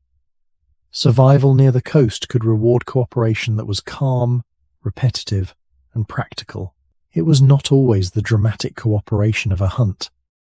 It was the cooperation of timing, carrying, sorting, warning, and sharing. A pile of shellfish gathered by several people would still need to be opened and divided. Some pieces might be small. Some might be better for children or older members. Some might be kept for later if preservation was possible. Though in many warm conditions, food would spoil quickly. The group had to handle not only abundance, but also limits. When food came in small units, sharing could become more visible. A large animal can be divided in heavy portions, but shellfish, fish, eggs, and gathered coastal foods are counted in many small acts of giving, taking, opening, and passing. This does not mean early coastal people were peaceful in some perfect way. It would be false to turn the shore into a moral paradise. Groups could compete, disagree, overuse a patch, or face hunger like anyone else. But the environment gave many opportunities for ordinary cooperation. A child could watch an adult open a shell and receive a small piece. An older person could remember a safer place and help others avoid waste. Several people could gather from different pools and return to the same resting place. Someone could call others back before the water rose too far. These actions are simple, yet they show how the sea could shape social life through repetition. The shore was not only a border between land and water, it was a place where people waited for the same change, watched the same waterline, and depended on one another to enter and leave at the right time. Food that returned with the tide also asked people to return together, not always as hunters chasing movement, but as a group learning the patience of a moving edge. One of the quiet possibilities of the shore is that it may have widened the number of people who could take part in getting food. This must be said carefully. Early human groups were not the same everywhere, and we cannot look back and assign fixed roles to every person with certainty. But the coast offered some tasks that did not always require the speed, strength, or danger of large animal hunting. Shellfish could be gathered by hand when exposed. Small crabs could be searched for among stones. Seaweed or coastal plants could be collected where they were known to be safe and useful. Eggs, when available and reachable, could be taken from nesting places, though that could still involve risk. Children could learn by watching. Older members, injured adults, or people unable to travel far might still contribute through knowledge, sorting, carrying, preparation, warning, or remembering safe routes. This matters because the sea did not only change diet, it may have changed the social shape of work. On land, a hunt might depend on a smaller number of capable bodies moving with skill and danger. Near the shore, some forms of gathering could happen closer to camp or resting places, especially where rocks, pools, and shell beds were nearby. A child could be present without being sent into the most dangerous area. An older person could sit higher up and still watch the tide, notice clouds, or remind others of a safer path. Someone with deep memory of the coast could be valuable, even if they were not physically strong. The shore made knowledge and patience more visible as forms of contribution. A person who knew which shellfish were fresh, which stones worked best, which pools became unsafe quickly, or which wind meant trouble could help feed the group without chasing anything. This is another careful answer to what changed when early humans first reached the sea. The coast may have allowed survival to depend more openly on different kinds of ability. Not only running, throwing, tracking, and endurance, but also sorting, timing, hand skill, memory, and teaching. A group gathered along the shore would have included bodies at different ages and strengths. The sea did not make all work safe, and we should not imagine children wandering freely among waves or cliffs. Coastal places could be deadly, but some tasks near the shore were repetitive and teachable. A young person could learn how to tell an empty shell from a living one. They could learn not to pick up sharp fragments carelessly. They could learn why adults waited before going down to the rocks, and why they left before the last moment. They could learn through small acts, holding a stone, carrying a few shells, watching food being opened, seeing waste placed away from feet, hearing a warning when water rose. In this way, the shore could become a classroom without walls. The lesson was not separate from the meal was the lesson. For older members of the group, the coast may have held another kind of importance. In many human societies, elders carry memory of seasons, dangers, places, and past mistakes. We cannot assume every detail about early human social life, but it is reasonable to see how a changing coast would reward long memory. Someone who had seen many tides and storms could know that a calm-looking beach sometimes changed quickly. Someone who remembered a poor season could help the group avoid depending too much on one food. Someone who had watched children grow near the shore could know where they were safest. Such knowledge could turn age into value. The sea may have made survival less centered on the strongest body at a single moment, and more centered on the group's combined memory across time.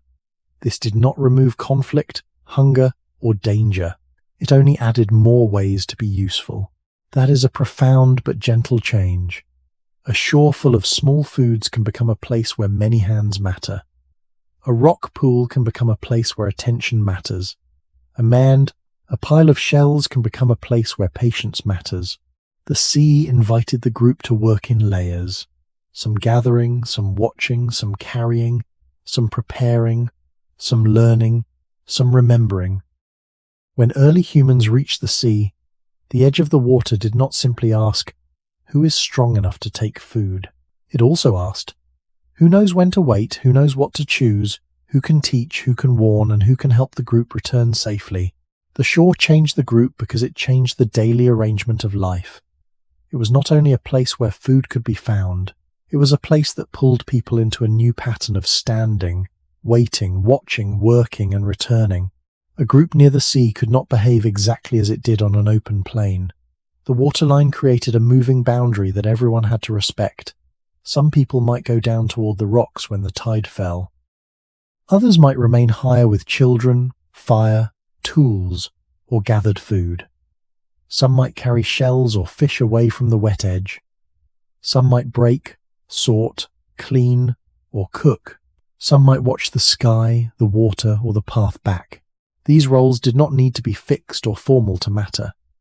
They could shift from day to day, depending on weather, hunger, age, strength, injury, and experience.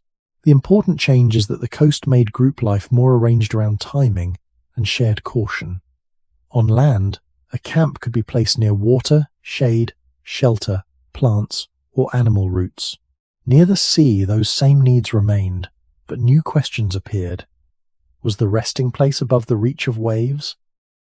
Was it close enough to the shore to make gathering possible, but far enough to stay dry?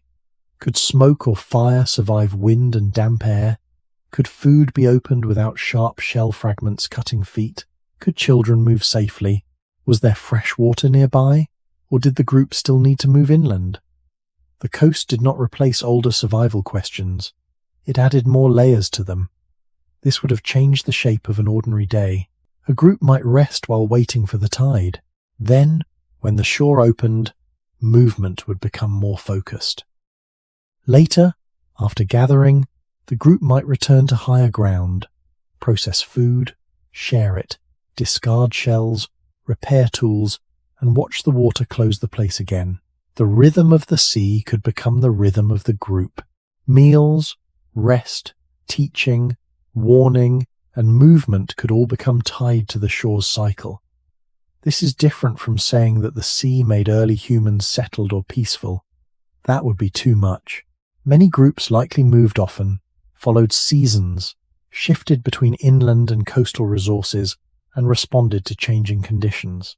But even temporary coastal use could change social behavior while people were there. The shore encouraged repeated return, and repeated return encourages shared memory. A place visited often becomes filled with remembered acts, where someone slipped, where food was good, where children were kept back, where a storm once reached, where shells were broken, where fire stayed dry. Over time, these memories can organize a group as strongly as any object.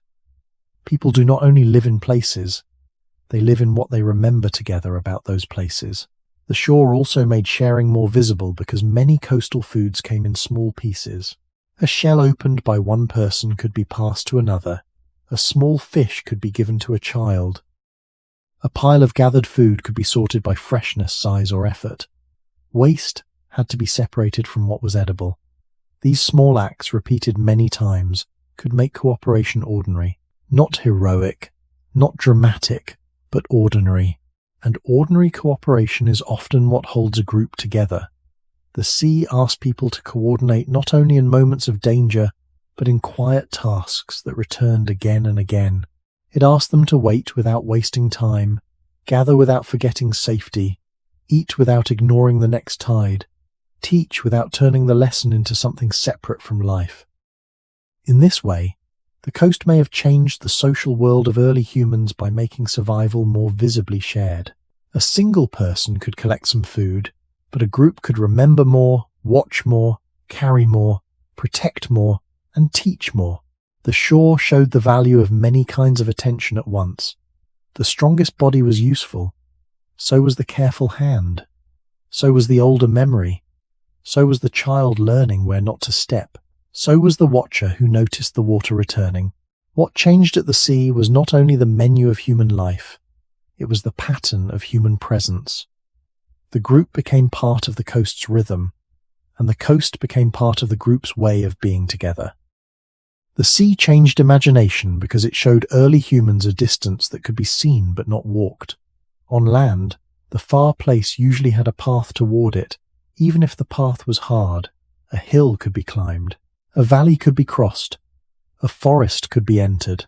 A ridge on the horizon might take many hours or many days, but the body could still imagine reaching it step by step. The sea offered a different kind of distance. It opened outward without giving the feet a road. A person could stand at the shore and see light moving on water, birds crossing open air, clouds forming far away, and perhaps, in some places, the faint shape of an island, a headland, or land beyond a channel. But between the body and that distant thing was water, depth, movement, and danger. This was not only a physical boundary, it was a mental boundary. The eye could travel farther than the body. The mind could ask questions that the feet could not answer. That is one of the quiet changes in the story of early humans reaching the sea. The horizon did not need to be explained in modern words to matter. It was simply there, a line that seemed to end the world while also suggesting that the world continued. On land, a horizon often hides more land. At the sea, the horizon hides uncertainty. There may be nothing close enough to reach. There may be storms. There may be floating wood, birds, fish, islands, or coastlines beyond sight. Early humans did not need to invent stories immediately for the sea to affect imagination. The open water itself was enough to create a new kind of question. What lies beyond what can be walked? What moves out there? Where do the birds go? Where does driftwood come from? Why does the same water bring things from a place no one has seen? These questions would not have been separate from survival. Imagination at the shore was not fantasy first. It was practical curiosity. If birds flew in one direction and returned later, that could matter. If floating branches, seeds, shells, or animal remains washed ashore, they were signs that the water connected this place to another place. If distant land could be seen across a narrow sea, it might become a fixed object of attention, not yet a destination, but a question held in the group's mind. We must be careful here.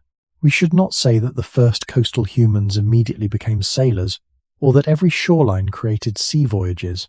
Evidence for early water crossings exists in some regions and times, but the beginning of imagination at the sea does not require boats. It begins earlier, with looking. The sea made looking different. On the plains, looking far helped people find animals, smoke, water, trees, or weather. At the shore, looking far could reveal only a surface that did not let the body continue. This may have deepened the feeling of limit. A person could know the world was larger than movement allowed. That awareness could change how a group understood place. The shore was not just the end of land. It was the beginning of a visible unreachable. Such a thing can live in memory for a long time. A child growing near the sea might see adults watch the horizon without moving toward it. They might learn that some things are known only by signs. Birds returning, waves carrying debris, storms arriving from open water, the moon and tide changing the shore. The sea taught that not all knowledge comes from touching. Some knowledge begins from watching what arrives from beyond reach. This was a different kind of relationship with the unknown. Inland, the unknown might be behind trees, over hills, or beyond a dry plain. It could often be approached by walking. At the sea, the unknown stayed open and resistant. It invited attention while denying easy entry. That tension could make the mind stretch. Not in a sudden leap, not in a romantic miracle, but slowly, through repeated days of standing at the edge and seeing more than the body could use. The horizon may have been one of the first places where distance became a question rather than only an obstacle. And when early humans looked across that moving surface, the sea was already changing them, even before they ever tried to cross it. The sea did not only show early humans an empty horizon, It showed the movement across that horizon. Birds flew out over the water and came back again. Clouds formed beyond reach and arrived later as rain, wind, or storm. Driftwood appeared on the beach from places no one in the group may have seen. Seeds, shells, bones, seaweed, and sometimes the remains of animals could be carried by waves and currents. To a mind trained to read signs, these things mattered. They suggested that the water was not simply a wall. It was a moving connection. It brought pieces of other places to the shore. It carried life, danger, weather, and materials across distances that feet could not cross. This may have changed imagination in a practical way. A bird flying low over the water was not just a bird. It could signal fish, nesting places, weather, or land beyond sight. A line of birds returning in the evening could become part of how people understood the wider coast. Floating wood could become fuel, tool material, or evidence that trees grew somewhere upcurrent or inland along a river mouth. A distant island, if visible, could become a steady question in the mind. It is there, but how does anything reach it? We must not turn this into a claim that early humans immediately built boats or planned voyages wherever they saw the sea. That would go too far. But we can say that the sea introduced a new kind of evidence, signs arriving from beyond direct experience. On land, tracks usually point to something that passed nearby. At the sea, objects could arrive from far away without showing the full path they travelled. This meant early humans could learn that the world was connected in ways they could not fully see. Water moved things. Wind moved birds. Storms changed the beach. Tides returned with materials from beyond the visible edge. The coast became a place where the unknown left traces. This is important to the title of the video because what changed at the sea was not only movement of the body, it was movement of attention. The mind could begin to follow birds beyond the shore, even when the feet stayed still. It could wonder where floating wood had come from, why certain birds gathered offshore, why clouds rose from one direction, why the same beach received different things after different weather. These were not abstract philosophical questions. They were survival questions that touched imagination. If birds gathered in one place, there might be fish. If driftwood came after storms, it might be worth searching the beach afterward. If distant land could be seen on clear days, then the horizon was not a flat end, but a cover over more world. The sea made signs more indirect. It asked people to connect what they could touch with what they could not reach. That is a powerful habit of thought. It is the beginning of thinking through evidence rather than only through immediate contact. A shell at the feet, a bird in the air, a branch on the sand, a storm wind from open water, each could become part of a larger pattern. Early humans already knew how to infer hidden things on land. They could read tracks, scent, broken plants, animal calls, and weather signs. The sea did not invent inference. It widened it. It made inference stretch across water. The open surface held no footprints, but it still produced clues. It erased paths, but it delivered arrivals. In this way, the sea may have trained imagination to work with absence. A person could not see the whole route of a floating branch. They could not walk the path of a seabird. They could not touch the place where a storm began. Yet these things still shaped life at the shore. The coast taught that the unseen world could be real, active, and relevant.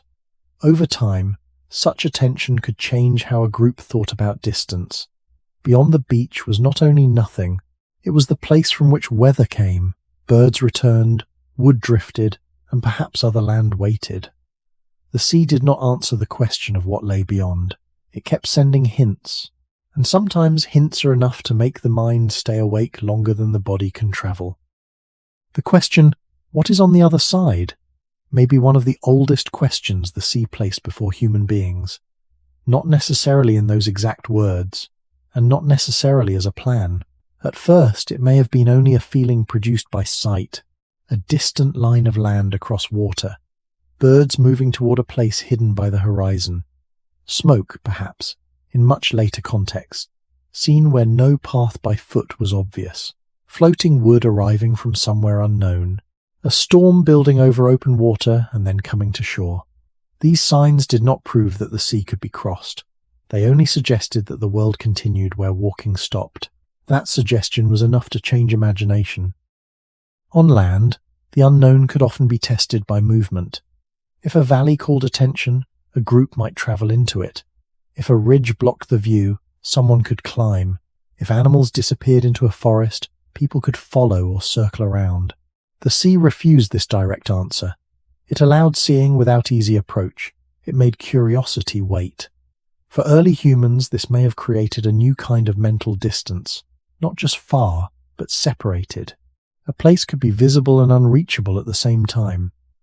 That is a difficult idea for the body to accept, because the body learns the world through touch, walking, carrying, and return.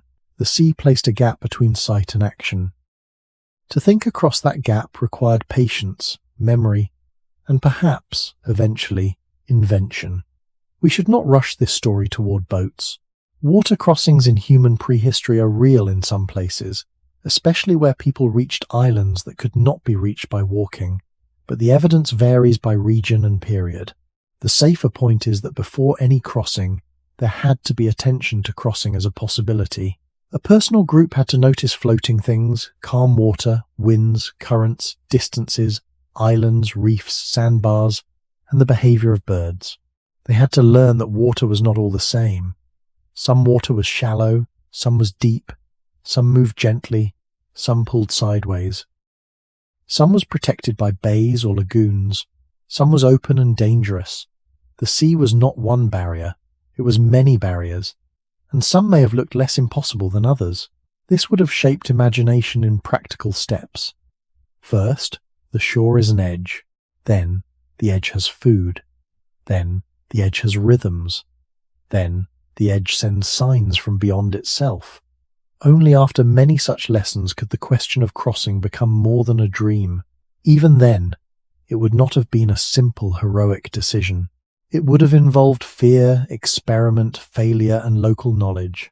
A fallen tree floating near shore is not a boat, but it can teach that wood carries weight.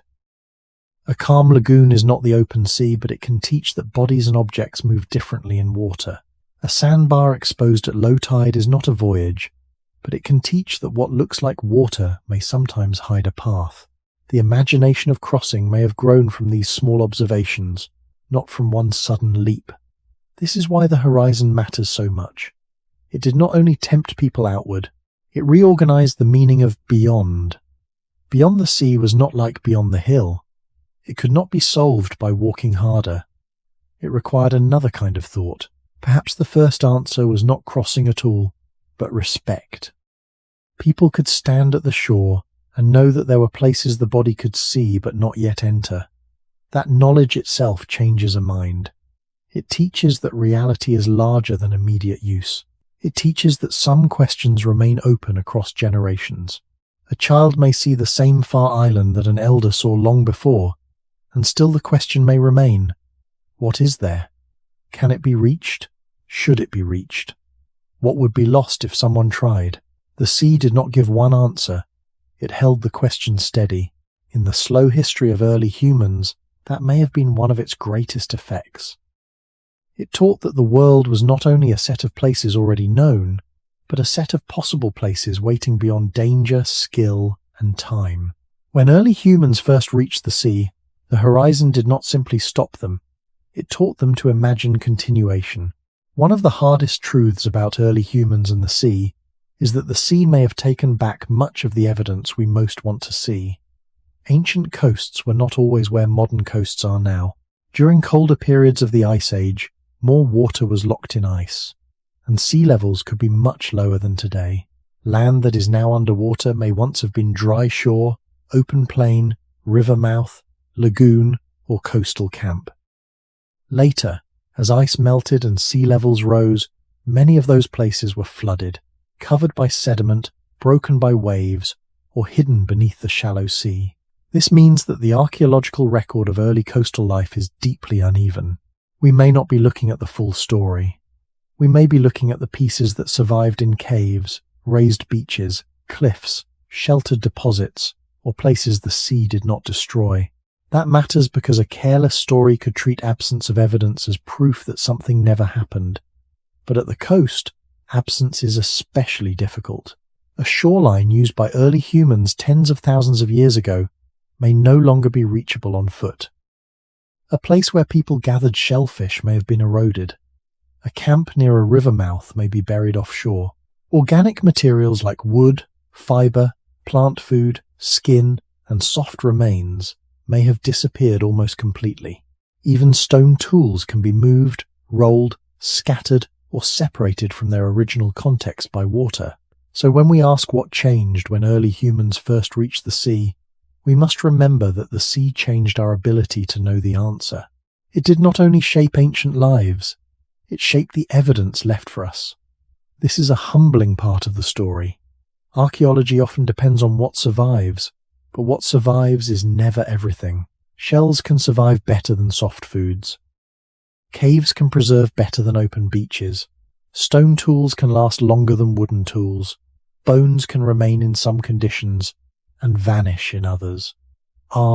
Because of this, the record may overrepresent certain behaviors and hide others. We may see shell middens and think mostly of shellfish, while missing plants, seaweed, wooden objects, simple carrying devices, or brief visits that left almost no trace. We may find a coastal cave and forget that many people may have spent time on now-drowned plains below it. We may find evidence from one region and be tempted to make it a universal human story. That would be a mistake. The coast does not preserve the past evenly. It selects, damages, and hides. A careful script must say this clearly. The oldest evidence we find is not always the earliest behavior that occurred. It is only the earliest evidence that survived and has been found. This is especially true for coastal life, because coastlines move through deep time. A group may have lived near an ancient shore that is now far offshore. Their fires may be gone, their footprints may be erased, their shells may be scattered. Their tools may lie underwater where few excavations can reach them. Even when evidence survives underwater, finding it is difficult, expensive, and dependent on modern technology, local conditions, and chance. This means that the sea leaves us with a paradox. It may have been very important in human survival, movement, diet, and imagination, yet it often hides the very places where that importance began. The edge that taught early humans to read change also changed too much for us to read it easily. This does not make the story impossible, it makes it quieter and more cautious. We can learn from preserved coastal sites, from shell remains, fish bones, tools, hearths, cave deposits, geological evidence, sea level history, and comparisons across regions. But we must not fill every missing piece with certainty. The lost shorelines should make us curious, not reckless. They remind us that early human history is not a complete book. It is more like a coastline after the tide has turned. Some marks remain, some are blurred, and some have already been taken by the water. To speak honestly about the first humans at the sea, we have to accept that part of the answer is underwater. Because so much coastal evidence can be lost, the story of early humans and the sea is full of gaps. These gaps are not failures of imagination. They are part of the evidence itself. A missing shoreline, a drowned river mouth, an eroded beach, or a vanished camp can change what we think we know. If archaeologists find shell remains in one cave, it may show that people used marine foods there. But it does not tell us how many other beaches were used and then destroyed. If a site preserves stone tools but no plant remains, it does not mean plants were absent from life. If shells survive well, they may speak loudly in the record while softer foods speak almost not at all. The past is not silent because nothing happened. Sometimes it is silent because the material that could have spoken did not survive. This is especially important for coastal life because the sea is a powerful editor. It removes, buries, breaks, and rearranges. A fire built on an ancient beach may leave little trace if waves later cut through that place. Footprints in wet sand may vanish within hours. Wooden tools may decay. Fiber cords may disappear. Food scraps may be eaten by animals, scattered by water, or dissolved by time. Even human movement itself may leave almost nothing if a group stayed briefly, gathered food, and moved on. So the story of the first humans at the sea must be told with humility. We can say where evidence shows coastal use. We can discuss likely possibilities when they fit the environment and known human behavior, but we should not pretend that every gap has a clear answer. A gap is not permission to invent. It is a reminder to speak more carefully. That carefulness protects the truth of the video. It also makes the story stronger, because the real mystery of early coastal life is not a fantasy mystery. It is a scientific one. We know enough to see that coasts mattered. We know that humans in different periods and regions used marine and coastal resources. We know that shorelines shifted dramatically over time, especially with glacial and interglacial sea level changes. We know that preservation is uneven, but we do not know every first moment, every route, every tool, every meal, or every thought. The missing pieces remain missing. This does not weaken the central question, it deepens it. What changed when early humans reached the sea? Part of what changed is that their world became harder for us to reconstruct. The very environment that may have helped them survive also erased their traces. The same tide that exposed food could erase footprints. The same coastline that offered shelter, shells, birds, fish, and driftwood could later move far away from where it once had been. The same water that connected places could scatter the signs of connection. In this way, the sea shaped both the life and the memory of life. It gave and removed. It preserved shells in one place and destroyed a camp in another. It left enough evidence to guide us, but not enough to close the story. That is why we must resist turning the first coastal humans into a single neat picture. They were not all living in the same climate, using the same tools, eating the same foods, or facing the same shore. Some coasts were rocky, some sandy, some cold, some tropical, some rich in shellfish, some poor, some close to fresh water, some exposed to storms. Some groups may have visited briefly, others may have returned often.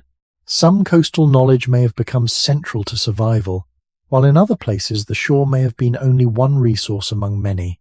The evidence we have is a set of windows, not a full wall of glass. Through those windows, we see enough to understand a pattern. The sea became part of human life by offering food, timing, danger, memory, and imagination. But the blank spaces between the windows must remain visible. They are not empty spaces waiting for dramatic stories. They are honest limits. For a sleep audio built on truth, that honesty matters. It allows the listener to rest inside uncertainty without being misled. It says, "We do not know everything, but what we do know is already meaningful." The coast changed early humans, and then it changed the record they left behind. That double change is why the story must stay open, careful, and patient. When evidence is missing, the mind wants to complete the picture. That is natural. A shell midden, a stone tool, a cave above an ancient shore, or a drowned landscape can make us imagine the people who were there. We want to know what they saw, what they feared, what they said to one another, how they taught children, whether they wondered about the horizon, whether they crossed water, whether the sea changed their inner life. But the desire to know is not the same as knowledge. This is where the story of early humans and the sea must be told with special care. The coast invites speculation, because so much of it has disappeared. Yet the missing parts should not be filled with legends, lost civilizations, or confident scenes that evidence cannot support. The more the sea has erased, the more disciplined the storyteller must become. That does not make the story less powerful. It makes it more honest.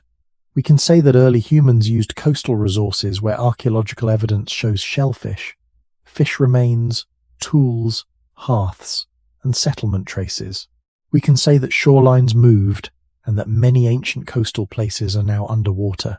We can say that the coast likely required attention to tides, weather, slippery surfaces, food freshness, and safe return paths. These are careful inferences based on the nature of the environment and the evidence we have, but we should not claim to know the exact first moment when a group saw the sea, or the precise thought in someone's mind when they looked at the horizon.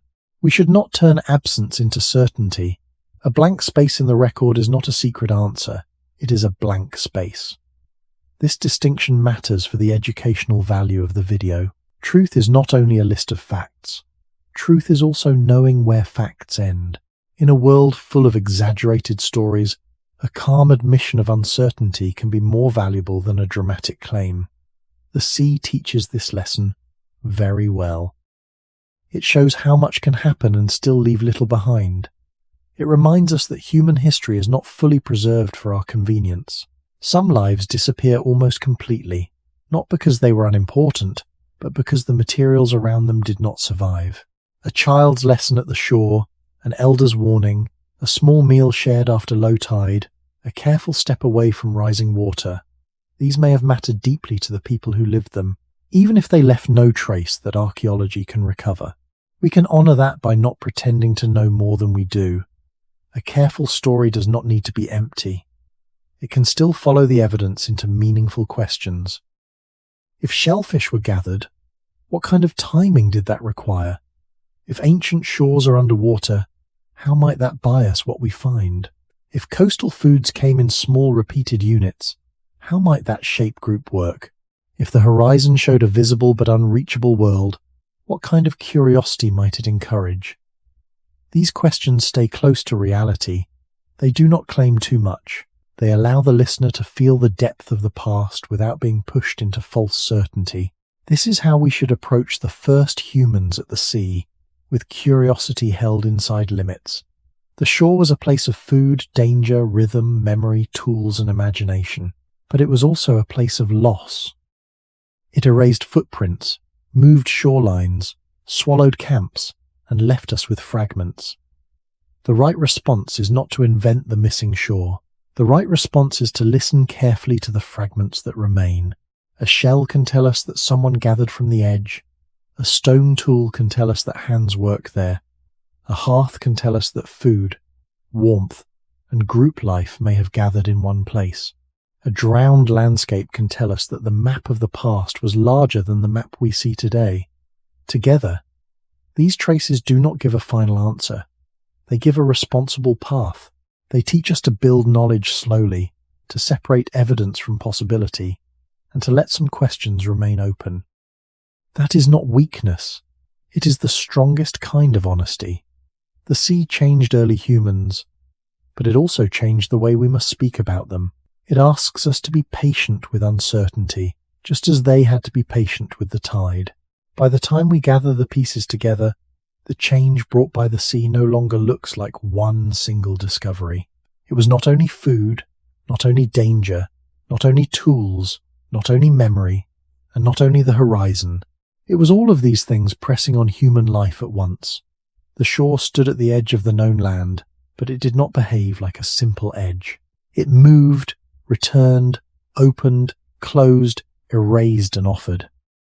For early humans, this meant that reaching the sea was not just a change of location, it was a change in the kind of world they had to read. On land, survival had already demanded intelligence, cooperation, endurance, and knowledge. The sea did not replace those older skills, it rearranged them. Tracks mattered less on wet sand, timing mattered more on exposed rocks. Strength remained useful, but caution could save a life. Hunger still pushed the body forward, but the tide taught the value of waiting. A tool still needed a sharp edge or a strong weight, but it also needed to work in wet hands, on slippery flesh, against hard shells, near water that would not stay still. The sea made familiar abilities meet unfamiliar conditions. This is the center of the story. When early humans first reached the sea, they did not simply find a new source of calories.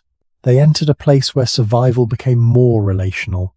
Food was tied to tide. Safety was tied to timing. Tools were tied to texture. Memory was tied to change. Group life was tied to shared watching. Imagination was tied to a horizon that could be seen but not walked. Each part of life touched another part. A shellfish bed was not only food, it was a place to return to, a task for the hand, a reason to wait, a lesson for children, a risk if the water rose, and a memory carried by the group.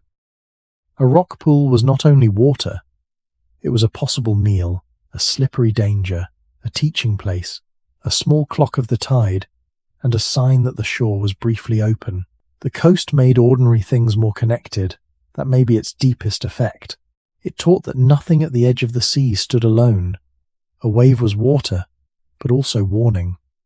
A bird was an animal, but also a sign. Driftwood was material, but also a message from elsewhere. The horizon was a limit, but also a question. Early humans did not need to explain these things in modern terms for them to matter. They only needed to live with them long enough for attention to become habit. The sea also changed the scale of human awareness.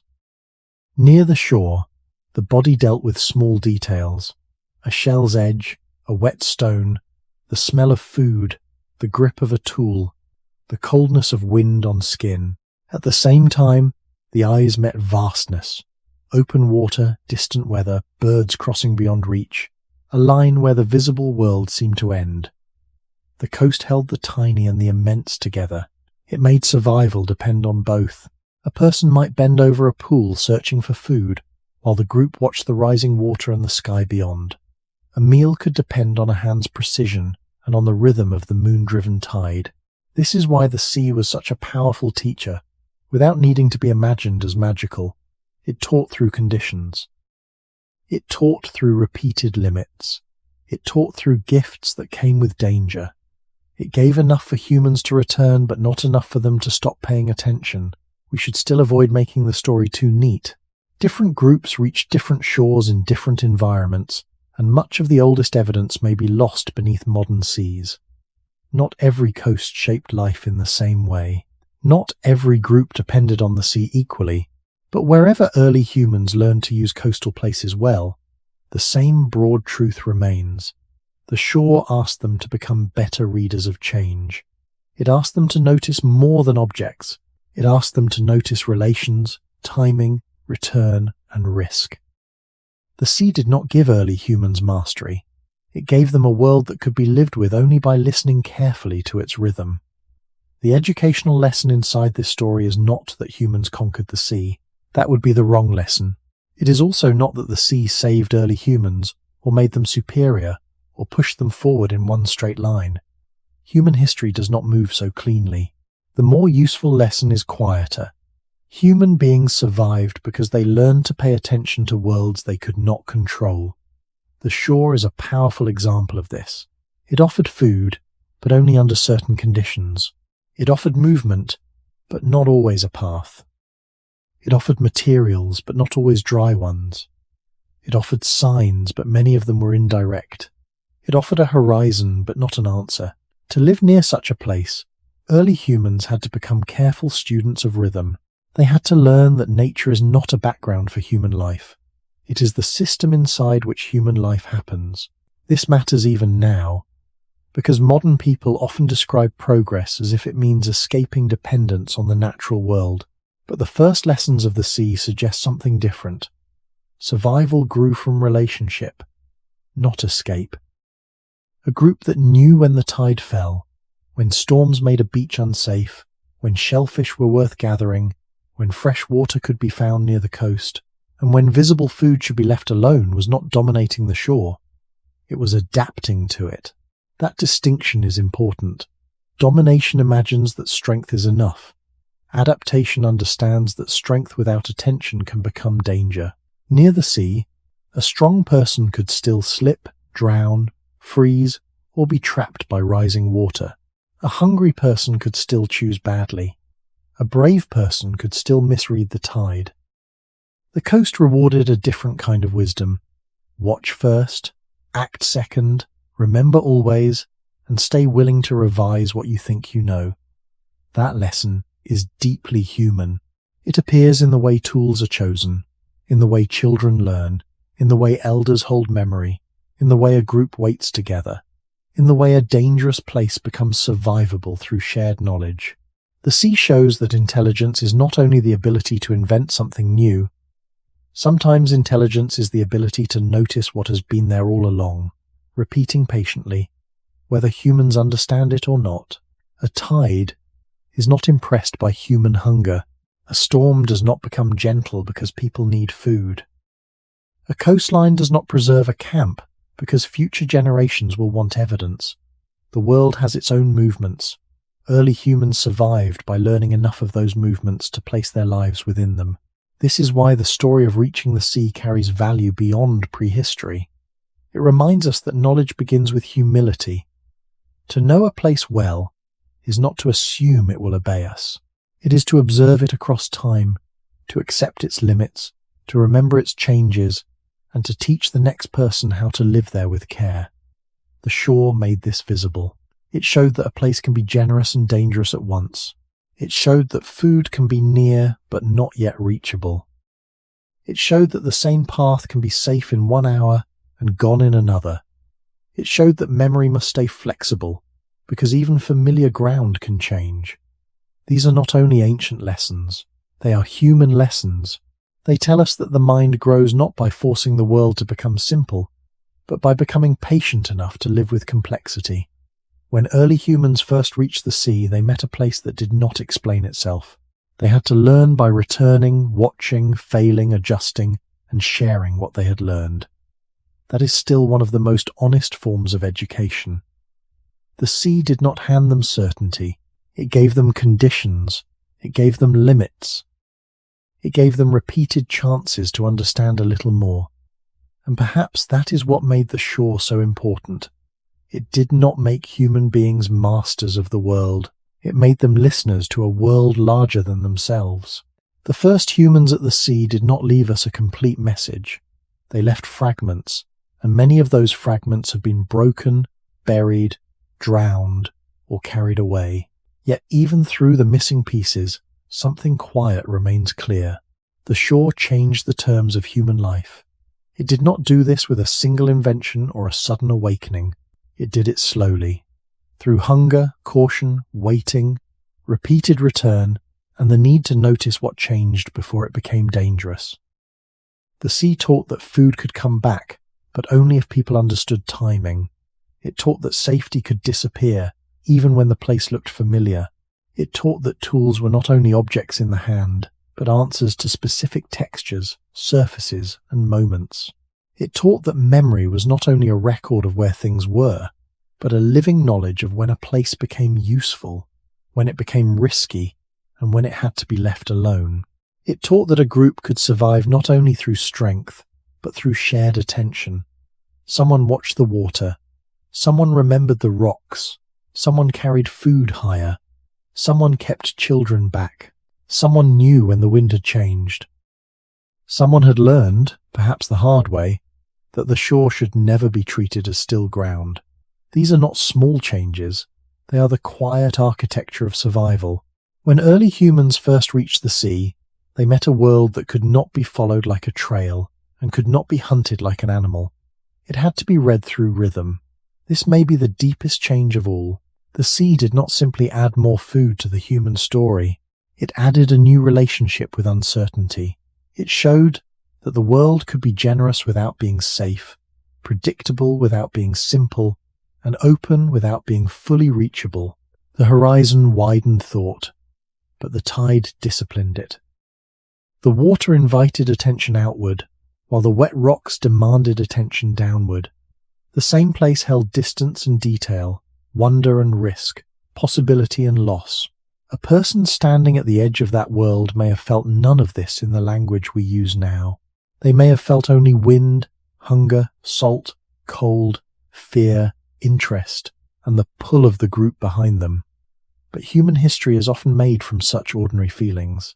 A careful step can become knowledge. A remembered danger can become a rule. A shared meal can become a habit. A repeated return can become belonging. The sea changed early humans because it made them live with a place that was never fully possessed. They could learn it, use it, fear it, return to it, and depend on it, but they could not command it. That lesson still matters. It reminds us that human beings are not separate from the conditions around them. We become ourselves partly by learning what the world allows, what it refuses, and what it asks us to notice. The first shorelines may now be gone beneath modern water. The first footprints may have vanished minutes after they were made. The first thoughts at the horizon are beyond recovery. But the question remains, because the sea still carries the same paradox.